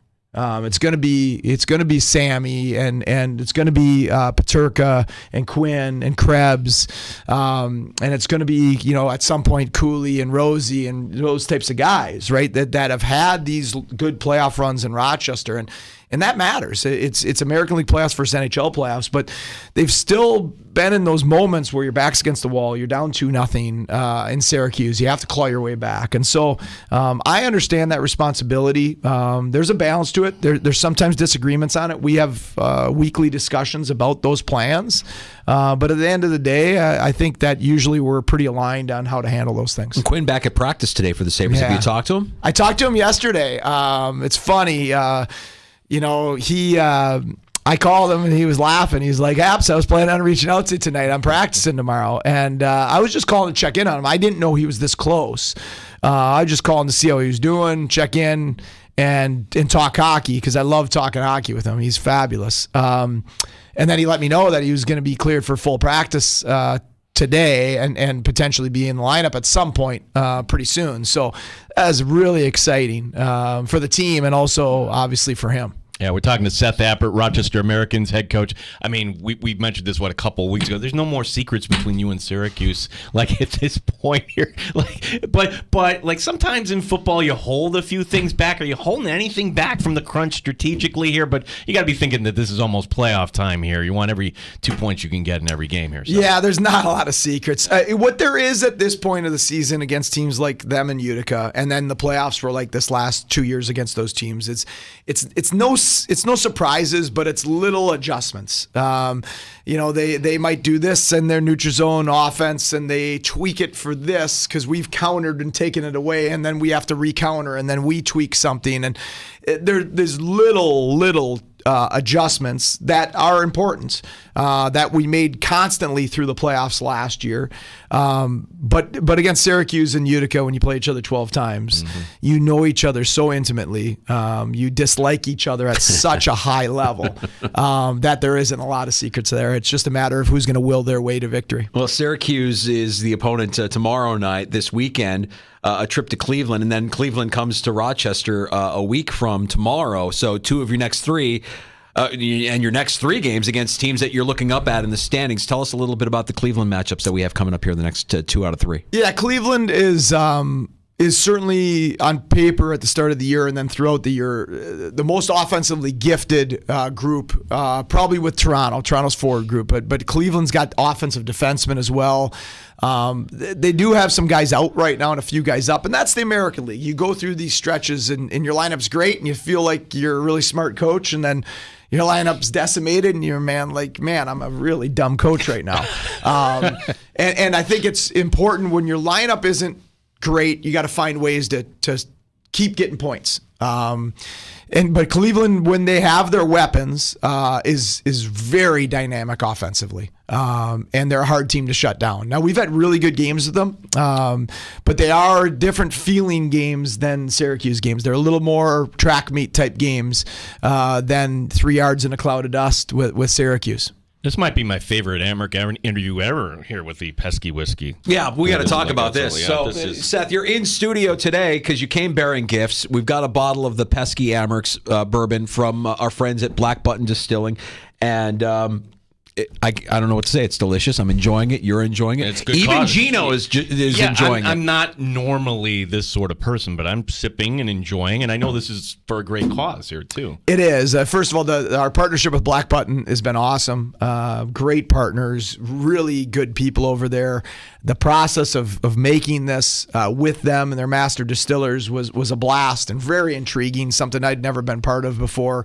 And then the release party on Thursday, again, speaks to our fan base. It was packed. I think it was they said their biggest night they've had in terms of one particular night at their place there. So all the not all the proceeds, most of the proceeds are going to the Golisano Children's Hospital. So to do it for a great cause, it just makes even more sense. Who's also another great partner of ours. So it's been a really fun process, and with the proceeds going to an amazing cause. And you were a big part of the blending of this as well. Yes, so they had their batch already made, and then our staff, we went over, support staff, myself, and with their master distillers, and so they had 4 different kind of flavors: oaky, sweet, spicy, and smooth. And you would taste it, and then you'd say, well, that one was a little too oaky or too spicy or whatever it was. And then we tweaked the percentages. The percentages they tweaked were tiny. It'd go from like, if it was spicy at 25%, it would go down to like 22 or 23, like 1 or 2 little percents. I was like, there's no way I'm going to taste the difference the next blend through, just, not having a professional taste for it. And you would been like, it was completely different feel and taste to the next iteration that you came up with. So we went back and forth on that for an hour or so, trying different percentages, and it came to one that we liked, and the response has been very positive so far. Yeah, and I assume you can get this pretty much right there, certainly, too, right? You can go buy it at the Black Button main headquarters there. Yeah, and one question, just humor me here, Seth, because Thursday at 5 o'clock, I'm going to be completely distracted. Danger, you're going to have to do that hour by yourself. No, we'll be both distracted. Yeah, because this matters. This is a hockey it's a hockey moment for our town. It's a hockey town. You coach collegiately, and I know you're not 100% dialed in on the RIT Tigers, but you have a perspective here. Like, hey, you're going up against the big giant here from Hockey East. Your thoughts here on what's ahead here for RIT? Well, first of all, I'm just extremely happy for them. I really like their coaching staff. I was texting with them after their win. Just what a season they've had. A couple seasons now. To win that on home ice, like the crowd. It's special. It is special. It was electric. A bunch of our players went to the game. Which shows, a lot of our players played college hockey. Well, I know Brandon why. Byro had 2. Byro's brother had 2 for AIC. Yeah. Linus Weisbach said they were going nuts, and he said, they were all just raving about the atmosphere and the energy in the building, which is just really cool. That's what college sports is all about. I think regionals should go back on campus. I was watching a little of the women's basketball last night at the Caitlin Clark game, and it's on Iowa's campus, and it's just electric. I mean, that's how college sports is supposed to be like that. So I think RIT's got a great chance to upset BU. BU's got a ton of talent, but they're really, really young. Like, ton of talent, but really young. And RIT's got some older players, and they've got experience, and they've won 2 conference championships in a row. And they've done it in the tournament before. They're not going to be intimidated against a team like BU. And I'm really excited for them, and I'm looking forward to watching. All right, so let's say they get by BU. We know who else is in that region. The Gophers and Omaha. Who's a better draw for RIT should they get? And they're not going to look past game 1, but we can look past for Sure. Yeah. What's funny is natural instinct, you think Omaha, because the Gophers are the Gophers, right? Yeah. But I do think sometimes with teams like RIT, who are really talented but built a little heavier, a little older, that playing the younger skilled teams is sometimes an advantage. Mm-hmm. And so I think Minnesota would be a better fit for them. Not that they couldn't beat Omaha, they absolutely could. But if you go BU Minnesota, you get 2 teams that are probably a lot younger, maybe a little more high-end talent, maybe not as much toughness and grit, and maybe that's the opportunity in for RIT. Head coach Seth Appert, the team on the road this weekend. Don Stevens, I believe it's just Don tomorrow night. Oh, it's Andrew tomorrow. Okay, Andrew on the call tomorrow, and then Don going to Cleveland. So that's correct. We need a scorecard, Warren, now with Don and Andrew. By the way, Andrew, good addition to the team there on the call. I know you never get to hear his calls, but Mosser's asked me if I will listen to his voice and give him some feedback when I'm watching video. I told him no, I wouldn't do that. But he's an awesome addition, just a great teammate, fun person to be around, and obviously Don's a legend. See, what people don't realize, you're not taking that's actually a sign of acceptance when you're kind of busting somebody's chops. It's funny. He was asking Anthony Gady, one of our video coaches. I was giving him a hard time about something in particular, and he was asking about it. And Anthony's like, "Is Apps talking to you and giving you a hard time?" He goes, "Oh yeah, then he likes you. You're good. You're good. If he's not talking to you, be worried." That's right. Well, Seth, thank you for coming in. Thank you for bringing gifts. I mean, I'm gonna selfishly ask that you come in every Tuesday bringing in a bottle of bourbon, and we can have these conversations on a weekly basis. I'm sure you can fit it into your schedule. You got nothing else going on, right? Sounds good to me. All right, very good. Seth Appert, Rochester Americans head coach, stopping by the sports bar with Danger and Battaglia. Happy hour is on the way next. We got some rule changes in the NFL to discuss. Yeah, we do. We've got some scheduling nuggets from the NFL, and we got time for your calls at 866-4FAN, 866-4326. You're listening to the Sports Bar with Danger and Battaglia on 95.7 FM and AM 950, The Fan, Rochester. Odyssey has sports for every fan. Keep up with your favorite teams from across the country and get the inside scoop from experts. AUDACY. Odyssey.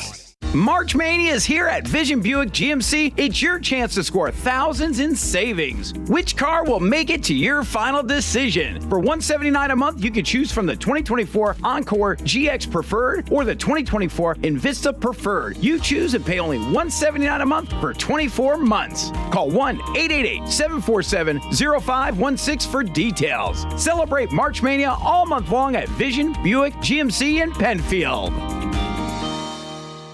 Joe's Brooklyn Pizza, with 4 locations in and around Rochester, is an authentic Brooklyn thin crust pizzeria. At Joe's, their pizzas are always bigger, and they offer 25 varieties daily in whole pies and slices. Stop in today or order online at joesbrooklynpizza.com. Hi, this is Elaine from the Village at Mill Landing. Did you know we have won Rochester's Choice Best Assisted Living 4 years in a row? Well, it's no surprise since we have beautiful apartments, outstanding activities, and the best staff in the business. It's truly affordable excellence that is second to none. Check us out at thevillageatmilllanding.com or schedule a tour and tell them that Elaine sent you. Need a new roof? Call Exceptional Exteriors, a locally owned family business for over 15 years. Exceptional Exteriors stands by their work with hundreds of 5-star reviews and now offers 0% financing. Need a new roof? Visit ExceptionalExteriorsInc.com. And on goal, score! Join the Rochester Nighthawks as they rock the rink in specialty Flower City jerseys on Saturday, March 30th. They're hosting the Halifax Thunderbirds in a game you won't want to miss. Visit RochesterNighthawks.com/ROC the rink today for details and tickets. Yuengling Traditional Lager, America's original lager with 6 generations of brewing excellence, wants to remind you to lager up with a cold, crisp Yuengling Traditional Lager for all the basketball and hockey games in March. Looking for something lighter? Then try Yuengling Flight, the next generation of light beer. Uncompromised refreshment with only 2.6 grams of carbs and just 95 calories. Enjoy a Yuengling Traditional Lager or Yuengling Flight today. DG Yuengling in Son, Pottsville, Pennsylvania. Please drink responsibly. Today at GetMyPerks.com, receive $50 towards gaming, axe throwing, and crazy darts at Lasertron in Henrietta for only $25. Lasertron features a massive Lasertron arena, a full cafe and bar menu, axe throwing, billiards, foosball, and the all-new crazy darts. You deserve some fun. Grab this perk and head to Lasertron today. Lasertron, where adults go to play with friends and family. Save, save, save. GetMyPerks.com. No one talks more about local sports than the Fan Rochester. That's because we're the only sports station with hosts who actually live here. 95.7 and AM 950.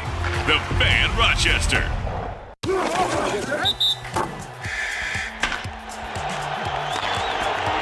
Breaking news from the Fan Rochester is presented by BetQL. Smarter bets start with BetQL. Download the BetQL app or visit BetQL.com today. Snakes, zombies, public speaking. The list of fears is endless. But the real danger is in your hand when you're behind the wheel. Distracted driving is what's really scary and even deadly. Eyes forward. Don't drive distracted. Brought to you by NHTSA and the Ad Council. Is anyone brave enough to fade UConn? I'm Chris Mack, here to help you beat the books with BetQL. It's a rematch of last year's national title game, and Connecticut is a double-digit favorite at -11. But the BetQL model is backing...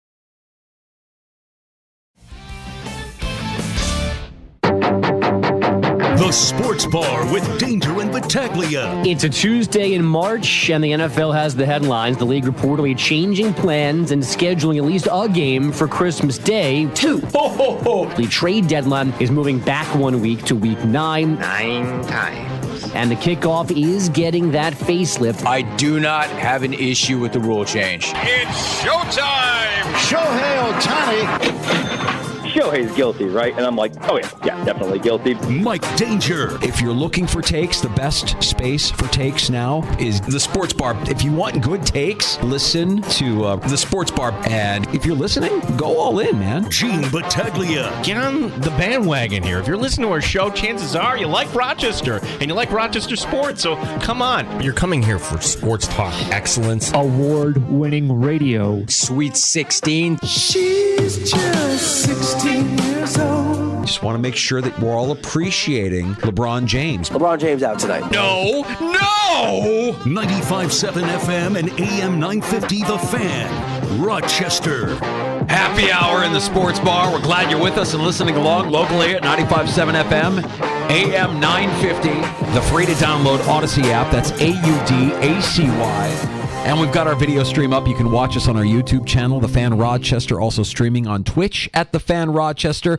I'm Danger. That's Battaglia. If it feels a little bit looser in the Sports Bar today, that's because we got a bottle of Pesky Amerks over there, courtesy of Amerks head coach Seth Appert. Which you've already called dibs on, which that's fine. Did you want that? No. Because I would think that you would want somebody who would actually enjoy and savor that bottle of bourbon that's right there. I'm not a bourbon guy, as you know. You're doing well, though. I'm doing fine. Yeah. I know how to drink it. I'm not going to I'll be in big trouble here. Yeah, no, it's that's a fine offering, and man, we can't thank Amerks head coach Seth Appert enough for stopping by and joining us in person. The first time we had a conversation with him in person to talk about the state of the team. Yeah, I've seen him out before at one of the trivia nights, and he is just like a salt of the earth kind of guy. And I appreciate Seth, how he just wants to kind of roll up his sleeves and get involved in the community and just being involved in this project where you're going to have funds going back to the Golisano Hospital. Seth sees the big picture. Seth Appert someday is going to be in this great lineage of coaches who were in Rochester, like whether that's Mike Keenan or certainly other coaches that have gone up to the NHL. Torts. You can call Shawnee was here, and I'm going way back with that. Jim Schoenfeld. Like Seth is going to get an opportunity at some point to go up to the NHL. Yeah, feels like an inevitable truth. We appreciate you stopping by. We had Matt Perino, another radio first. Matt Perino riding test track from Epcot live on the air with us. That was different. Like Matt getting out. Now, if you've been to test track, the idea that you're strapped in, but you're going to have to hold the phone up.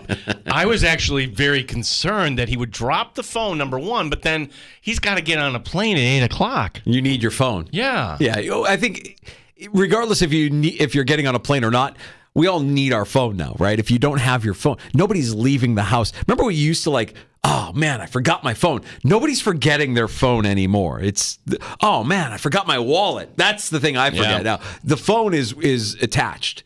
And if that were to fall while he was talking to us on test track, yeah, I would have felt a little bit bad about that, but I would have also appreciated that's good radio. We're all kind of hanging on the edge of our seat here. Is Perino going to make it through test track without busting up his phone? He did, and he also gave us some good insight there from the NFL owners meetings. We'll talk a little bit about what has come out of those NFL owners meetings, some rule changes, and the game is going to look a little bit different here coming up this season. Before we get to that quickly here, Gino, last night to me was, for me as a sports fan, I was in the mood to experiment. I was in the mood to try different things. I was in the mood. There wasn't one thing in particular that I'm like, I have to see. The Sabres are on. I'm going to watch the Sabres. There wasn't anything like that last night. You had the Celtics on. You had the Knicks on. Yeah. You had women's basketball on. Right. So right when we got off the air at 6, you had Syracuse taking on UConn. And look, we want to see Syracuse advance. We have that kind of local pride, and a lot of people listening that have connections to Syracuse. Of course, you want to see the women's program advance in the NCAA tournament. We have a thing with Diasha Fair. She's one of us. She's a Rochester. We're provincial. So we want to see her. And by the way, nothing to sneeze at. She's the third leading scorer in women's basketball. Like all of these, everything that she's done is incredible. These are great accomplishments. They fell short. And I punched over just to see how they were faring against UConn. When I saw that they were down and I watched for a good handful of minutes, I'm like, okay, let me go check in on the Knicks. I got sucked into the Knicks and the Pistons, and the Knicks were handling the Pistons. Dante DiVincenzo, 11 threes. It was pretty good. But I also knew that last night after the Syracuse-UConn game, you mentioned it yesterday, and a lot of people are mentioning, hey, Caitlin Clark is playing. We got to see Caitlin Clark. That's your Monday night viewing. Like, yes, you want to watch Caitlin Clark. Can I just read the text that you sent me? Okay, this was danger last night to me. You're at trivia night. Yeah. You're hosting. And I completely forgot that you were hosting. So I'm sending you this text thinking that you're doing what I'm doing, which is watching action. Clank, clank. Airball. Watching women's basketball is sweet. Oh, Beth Mowins on the call. I tried, buddy. Okay, I'll start with Beth. I didn't know Beth Mowins was on the call because we didn't have the audio up on there. We're playing music. Now, listen, Beth Mowins is good at her job. She's good. She can call a game. She's knowledgeable and everything else. I would liken it to it's an aesthetic thing. If you're a college football fan and you say, I can't stand Gus Edwards, I would listen to that. Because Gus Edwards probably isn't everybody's cup of tea. Beth Mowins is not my cup of tea. I'll just put that out there. No, because she, in their busy... Because everything has to sound like this, and I don't know that you really talk like this when you're actually having a conversation with somebody. Well, she's female Marv Albert. I think that's the influence there. When I hear... Put the Beth Mowins thing aside. Okay. Because Danger, there are people out there that would hear that and be like, no, you guys are just being sexist. No, not at all. Not at all. Are you kidding me? I call more women's sports in this town than anybody, okay? So stop with that. Get out of here with that. But the product last night was not great. You're watching Syracuse at the end of the game last night? Not great. You're watching the first half of Iowa? Those ESPN executives must have had their hearts in their throat. It was literally oh my God. Clank, clank, airball, clank, clank. I'm like... look, Caitlin Clark is special. She's going to be a success no matter what. She's changing the game. I can appreciate all of that and at the same time recognize that this is an inferior product to what I really want to see, which is people hitting their shots. Well, people doing great things like 11 threes like DiVincenzo did, or we're going to come back from 30 points down like the Atlanta Hawks did against the Celtics last night. And by the way, this is an average night in the NBA. Caitlin Clark is taking heat online, and I think it's garbage, Danger. And I'm going to draw an analogy, and as soon as I draw the analogy, I think I'm going to win over your argument. The heat she's taking is, look at her complaining to the officials. Everything she's complaining at the officials. Okay. What if her old man got on her about that, right? Yeah. What do you think she's really frustrated about?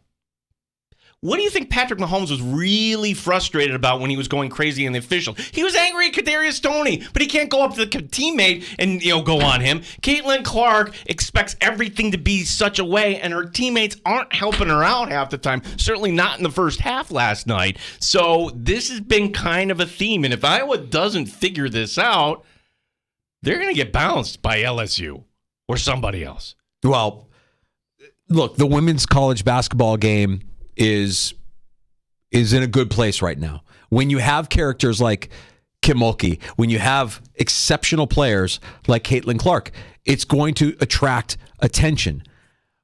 But I'm going to say that it is not a superior product to what the NBA puts out there, in my opinion, to what the NHL puts out there, in my opinion, to what the men's game puts out there. The men's game and the NBA game, I know a lot of people will say, hey, men's college basketball is better than the NBA. if you believe that, I'm not gonna hold it against you. I want to just kind of point out that this is not a new take for you. You said this years ago, but when you see an excellent game, and I would point to Gonzaga, UCLA, I acknowledge it right away. Like, wow, that was spectacular. That was better than most of the NBA games I would see. But I haven't seen a college basketball game yet this year that can compare to what I saw last night with Atlanta coming back from down 30 to upset Boston. Atlanta with a bunch of scrubs and all their no Trae Young, and Boston completely just whiffing this game away. Missoula just completely mismanaging his team and his timeouts and everything about that game. Like, I'm sorry, if I'm comparing products and you want to tell me that the women's college game or the men's college game is better than the NBA, you can have your opinion, but I don't see it. I can't get there. Well, this is the time of year where you make that argument because of the tournament, but what about everything else that leads up to and then you have to also deal with guys like Greenberg saying, this UConn team could play in the NBA. Get out of here. What are you talking about? Get out of here with that. That's the same thing that we do every year with the NFL. Oh, this Ohio State team could beat the Carolina Panthers. No, they couldn't. They would get destroyed. They would get absolutely obliterated. Knock it off with that. It drives me nuts.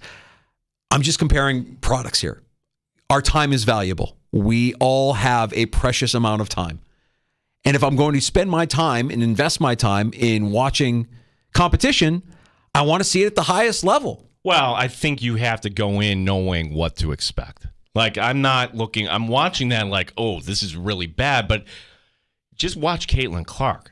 That's all you have to focus on. She's great. The way she handles the ball, it's not like anything I've ever seen Nobody before. needs to sell me on her greatness. I get it. I see it. I know it. She's great. It's the rest of them that is a hard watch for me. Clank, clank. Oh, another one from outside, and you just can't. Okay, I'm going to go back to the NBA if that's okay, because Breen is calling the Knicks, and this is just a better product. And DiVincenzo isn't missing. He's absolutely automatic. He's unconscious right now. So I'm watching this, and I'm watching also the Celtic game, and they have 30-point lead at a half, and then insane. And then I look back and I'm like, wait, how is Atlanta ahead by 1? Somebody explain this to me, because I was ready to have the take after watching that. Like, hey, comparing the Celtics maybe to the Buffalo Bills, team, you see the talent. Clearly the best in the conference here. And they're going to – what is it that's holding this team back? It's yes, that's Missoula. It's Missoula. I mean, there were so many times in that game last night where Atlanta would get hot, go on a run, and everybody's saying – why isn't he calling timeout? Call timeout. Stop the bleeding. Knock them out of their groove. Call timeout. He didn't do it. And multiple times. And there was one time where he did call timeout, and then Boston kind of regained a lead, and then Atlanta went on another run, and Boston didn't call time. I'm like, this he's absolutely destroying his team's chances of winning. What is he thinking? It's the coach. That one is the coach. And we had Trista Crick on with us earlier in the NBA season, and that was her knock on Boston as well. It's like, I don't know if Missoula's a guy that can get them to where they want to be. There's a lot of talent on that team. They have no excuse. And when they are on. But last night, that was a choke job, man. He feels like a passenger. There were some guys on the floor for Boston. I'm like, who are these guys? You're up by 30, and you're already trying to get guys in? Like, this is like... No. And they were disrespected, and Atlanta took advantage, and Atlanta gets a win. So last night you had those two kind of historic things happening here. Atlanta had never come back from 30 down. That was historic. With no Trae Young, by the way. Right. DiVincenzo hitting 11 threes? That's a historic night. This is the kind of stuff that happens in the NBA on a more regular basis than clank, clank, airball. Like, okay, I'm good. I'm good. I will pay attention. I want to see, just like anybody does, how far can Caitlin Clark go? What's going to happen with LSU? Kim Mulkey, I mean, she's promoting this Washington Post article more than Beyonce is promoting her country album. I don't know what's going on with Kim Mulkey. Who knows if the thing ever gets published? Right? Like, wasn't the Washington Post supposed to do like this big thing on Daniel Snyder? And then when it came out, it's like, well, that wasn't anything. They kind of rehash some things because we the lawyers get involved and the lawyers tell you can't say this, you can't say that. So, I mean, who knows what ends up happening with that. Another thing Tristan has pointed out before, like, just give the women's game a chance when we get to the Final Four, because that product probably isn't deserving of 64 teams. It just isn't. And here's the case in point. National champion, it's only been a 1 or 2 or a 3 seed in women's basketball. Sure. That's it. You've never had anything from a 4 on down. And I'm watching this, and we're still at that point. So when we get the best of the best, and I would even say the Elite Eight, like, they did this for a reason. We never paid attention to the Elite Eight and the women's, well, we're going to get Caitlin Clark against Kim Mulkey? Oh, yeah, sign me up there. So when we get to next Monday here, yeah, that's when you can kind of pay attention. Well, I just thought it was an interesting night of sport last night when you just kind of compare the products that basketball is throwing at you, whether it be the women's college game or the pro game. And for what it's worth, what we saw this last weekend with the men's tournament as well. For me, it's still the NBA, and everybody else is a distant second or third. But that's me. And you know, that's not to diminish what she's doing. Caitlin Clark is special. I'm curious to see how it translates to the WNBA. And I know we were talking about this with one of our coworkers earlier today, Gino, that when she goes to the WNBA, does it help the WNBA? Does she transform the WNBA into? I don't know that it does. No, I don't know that it does. Before we get to the the football news, and there is a big rule change here. Yeah. I don't remember this player, but are you following this whole story with Diddy down in Miami and everything else? Okay, so well, he's just kind of like just umbrella. Feds show up yesterday. Both of his places, one in Miami, one in L.A. Correct. And sex trafficking. That's the allegation. Former Syracuse basketball player Brendan Paul was arrested today with the allegation that he was a mule for P. Diddy. And his headshot looks like, oh my gosh, how do you go from playing under Bay? And this guy was like end of the bench here, but well, you know, I didn't pay more attention to him, but I was at Joey's and I enjoyed a nice beef Wellington with Julie. And you know, I'm really sad to see that he's kind of taken this path, be a mule for. Did you introduce him to Diddy there, Jim? Diddy is somebody I would try to keep him as far away from my program as possible. Hang on a second here. I got one up my nostril. Hang on. Coach. Oh, I'm sorry. I know you like clean nasal passages. I have a nasal issue. That's why I can't wear a mask when I'm on the sideline. Also, I'm above everybody, so I'm not going to wear a mask like the peasants. Thank you. Football today. We got a day today. This is, this rule change for kickoffs. Here's my take on it. Because we're talking to Matt Perino. And if you missed that, it was fantastic. He's doing it from Epcot Center.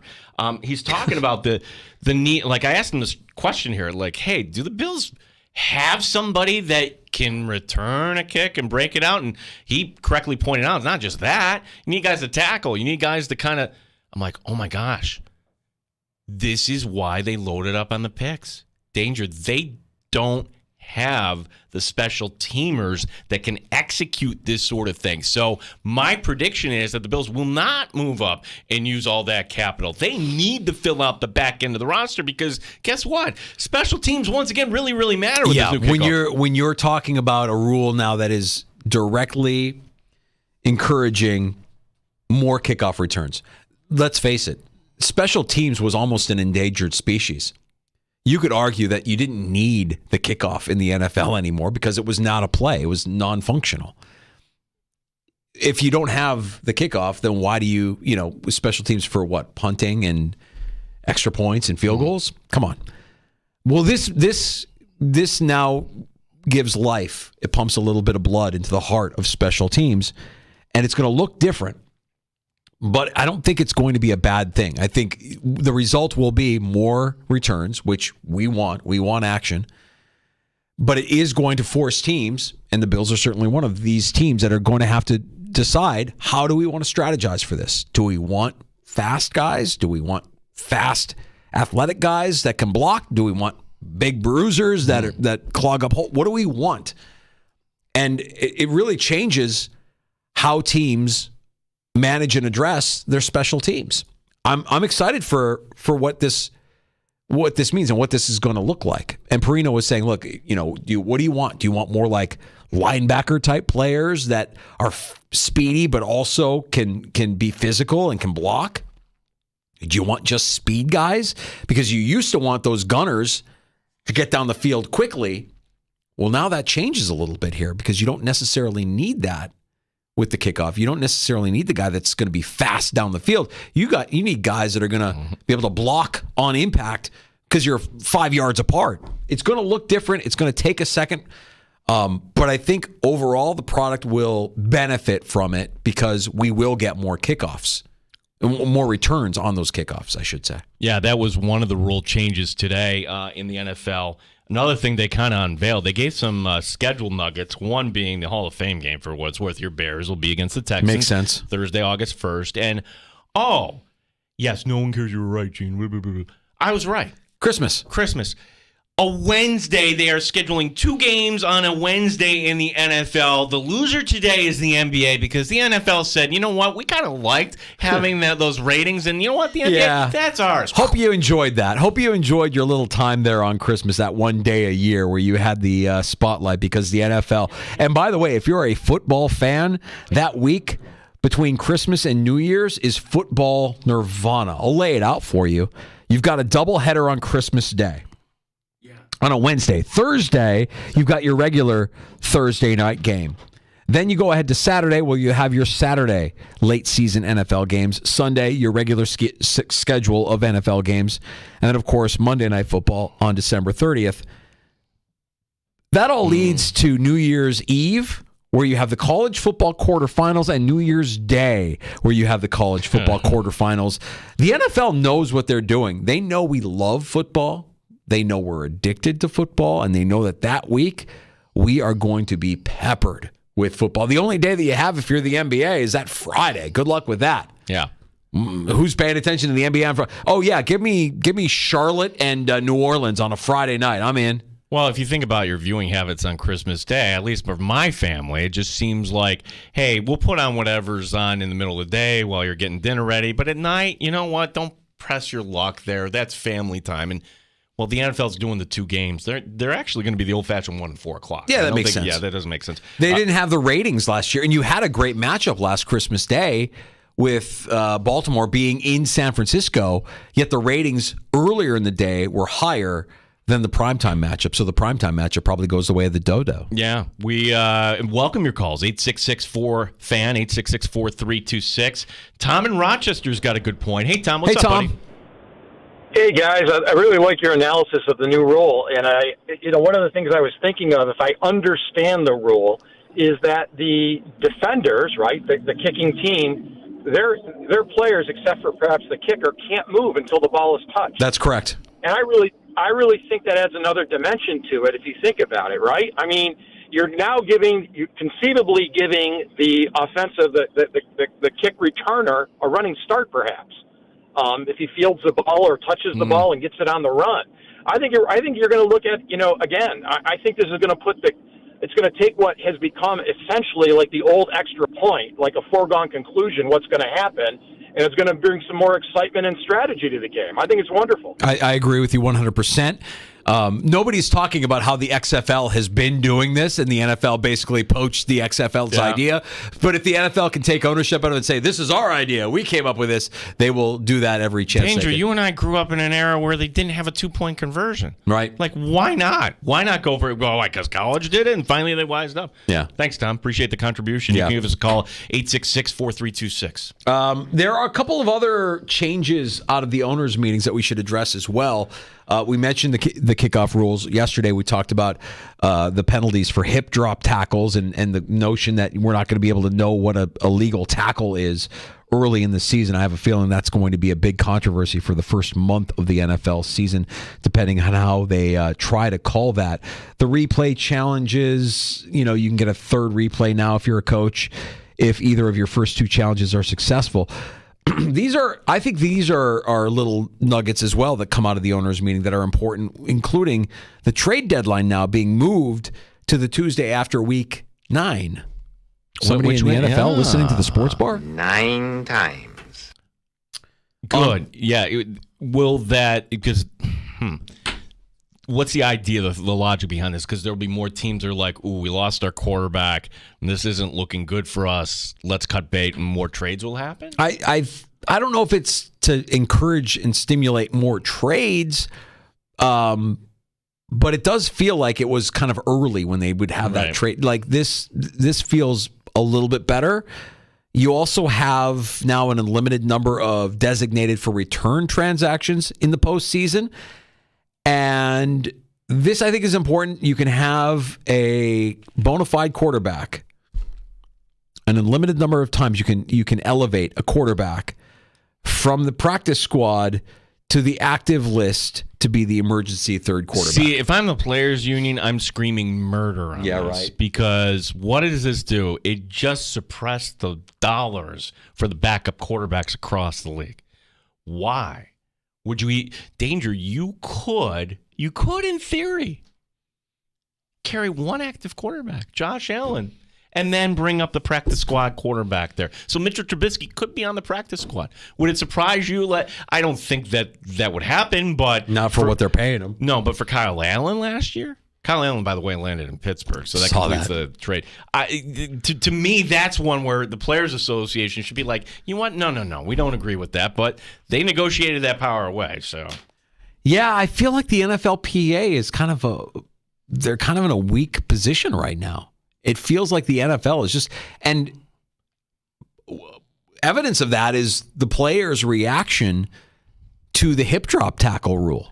They're not happy about it, man. Right. You can't say player safety and, ladies and gentlemen, Wednesday football. Right. Right. Yeah. Well, I mean, the way that works, I guess, is you have the Saturday games. These are teams that are going to be playing on the Saturday before. Then they play on the Wednesday, so it's like a Thursday game. But, yeah, even, Taylor Rapp was one of the Buffalo Bills that I remember seeing in my social feed complaining about what a hip drop tackle is. Like, oh, really? This is something that you're going to enforce? You're going to really try to change the way we tackle? It's not easy to tackle Derrick Henry, but you're going to try and enforce this rule? I think it's going to be a big problem the first month or so of the season. Yeah, and then we'll forget about it. Well, we'll forget about it until it's a costly penalty at an unfortunate time, and it really stunts a team's ability to win a game. You can write to us on X anytime, The Fan Rochester, as Greg did. We need more bourbon for the sports bar, Danger and Gene. Feeling good right now. How you feeling? I feel good. Yeah. Yeah. You see, you take the edge off a little bit, Gino. That's what a good No, because I'm going to go home there, and the executive producer is going to draw me aside. She's like, no. It's a Tuesday night. What are you doing? What are you? And I'm like, all right. I'm telling you, just a little taste. Take the edge off. Nothing wrong with that. You took the edge off you, Gino. You'll be ready for the executive producer tonight, I'm telling you. All thanks to Coach Apper. I thought you were going to say Coach Danger. Let's get to a round of shots next. Yeah. Stories here as we have spring training ended. So baseball, what is next here? Something happened. And Shohei has been ushered out of the clubhouse in handcuffs. Just what Major League Baseball wants as opening day draws near. Oh, the NBA has a betting scandal. Oh, yeah. Now this guy is like end of the bench. He's a brother of a star in the league, but we'll get to this story here too. I will set you up for the NBA tonight, and Josh Allen kind of landing on social media and just got a question about the future here after he posted this video today. Okay, we'll get to that and more next. A round of shots on the way. You can pull up a stool and join us for last call coming up before 6 o'clock. 585-866-4FAN, 866-4326.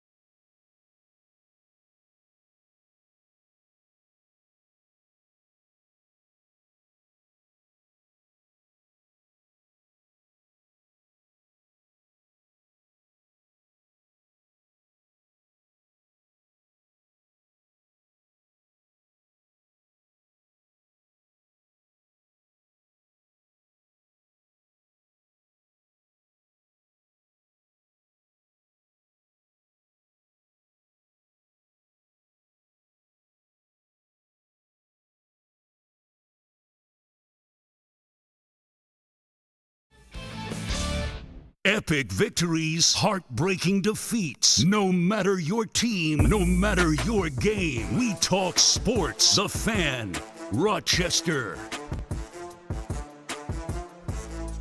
Time for a round of shots in the sports bar. Yeah, I think all training camps are too long because you need them to try to drum up interest in tourism. That's really what spring training's all about here, Danger. And that finally we're done with this. Let me tell you something. I'm scouting Florida, right? Like, I'm looking. I'm trying to find where's the spot going to be. Where am I going to snowbird when my daughter's out of high school? Are we talking like 2 years, 20 years? What are we talking She's about? a freshman at Mercy. You know this. When she graduates, we're going to activate. All right. We're in activation mode. So where's the spot 3 going to be? years from now, yeah. And I'm telling you, I'm paying attention. If there's spring training, I'm in. I want to go to as many games. I don't care what the team is. If you've got a ballpark and there's a spring training facility, I'm making that trip. I want to see it. I want to be a part of that. Yeah. That's what I mean. When you consider what our Februaries and Marches are like here, yeah, I'm taking as many games as I could possibly take. So if that makes me a tourist, yes, I will be there. Okay, fair enough. But it's good for commerce if, like, you're moving down there, commerce for the state of Florida. Arizona, a few games going on right now, but that's it. Spring training done. It's over. Every game starting on Thursday. Every team will be in action on Thursday. Yankees will open the season to Houston at 4:05. Now, Garrett Cole, you knew this. He is out for a while. It'll be Nestor Cortez starting for New York Thursday. First game on U.S. soil this season. I have to say this. You can't say opening day technically, right? But Citi Field, 1:10 the first pitch on Thursday. Talk about my day Thursday. Mets baseball followed by RIT hockey, Danger. Yeah. Are you ready? You're trying to bait me to get all hyped No, up you're excited. This is the start of the new Major League Baseball season. Jose Quintana starting for the Mets, which once upon a time we had DeGrom and then Verlander, and now we're down to Jose Quintana. But Mets starting against Milwaukee at home. Other series that will open include the Orioles hosting the Angels, Boston opening out west against Seattle, the Braves and Phillies square off in Philadelphia, Cubs and Rangers, that'll be the ESPN Thursday night game, and the Jays open on the road at Tampa Bay. And tomorrow, since it's an off day, first time in the sports bar, we're going to talk to Rochester's own Jays utility man, Ernie Clement, the product of Pittsford, will be joining us here in the sports bar. That's awesome. I can't wait for that. Yeah. That'll be fun. Yeah. One of the final games, the Arizona Diamondbacks took to their own stadium, the Chase Field, for their game against Cleveland. The game was rained out. What? Making it the first rain out in the history of the stadium. Now, if you're saying... They have a dome. They have a retractable roof. Do they not? You're correct. They do. The game began with the roof open, but unlike other venues, say Toronto, where they can close the middle of the game, apparently they can't do that in Arizona as it involves cables, which wouldn't be ideal for fan safety. Now that's ridiculous. What are you doing when you're building it and you say, we got a retractable roof? You need to be able to push a button and have that thing close if you need it to close. Or you can look at the forecast, too, and say, oh, my gosh, we're going to have this shower coming through. Why not? Yeah, why not close it before you even begin? I want every stadium, if you're going to go retractable roof, do what they did in Atlanta, because that thing is like a transformer. Like the way it morphs and shapes, and like that's cool. I want every retractable roof to be like that. I'm still stuck in 1989 here, Danger, because I went up to see Ohtani and the Angels, brought the family. It was great. We started out with it being a dome game because it was raining. Didn't realize, hey, the sun came out.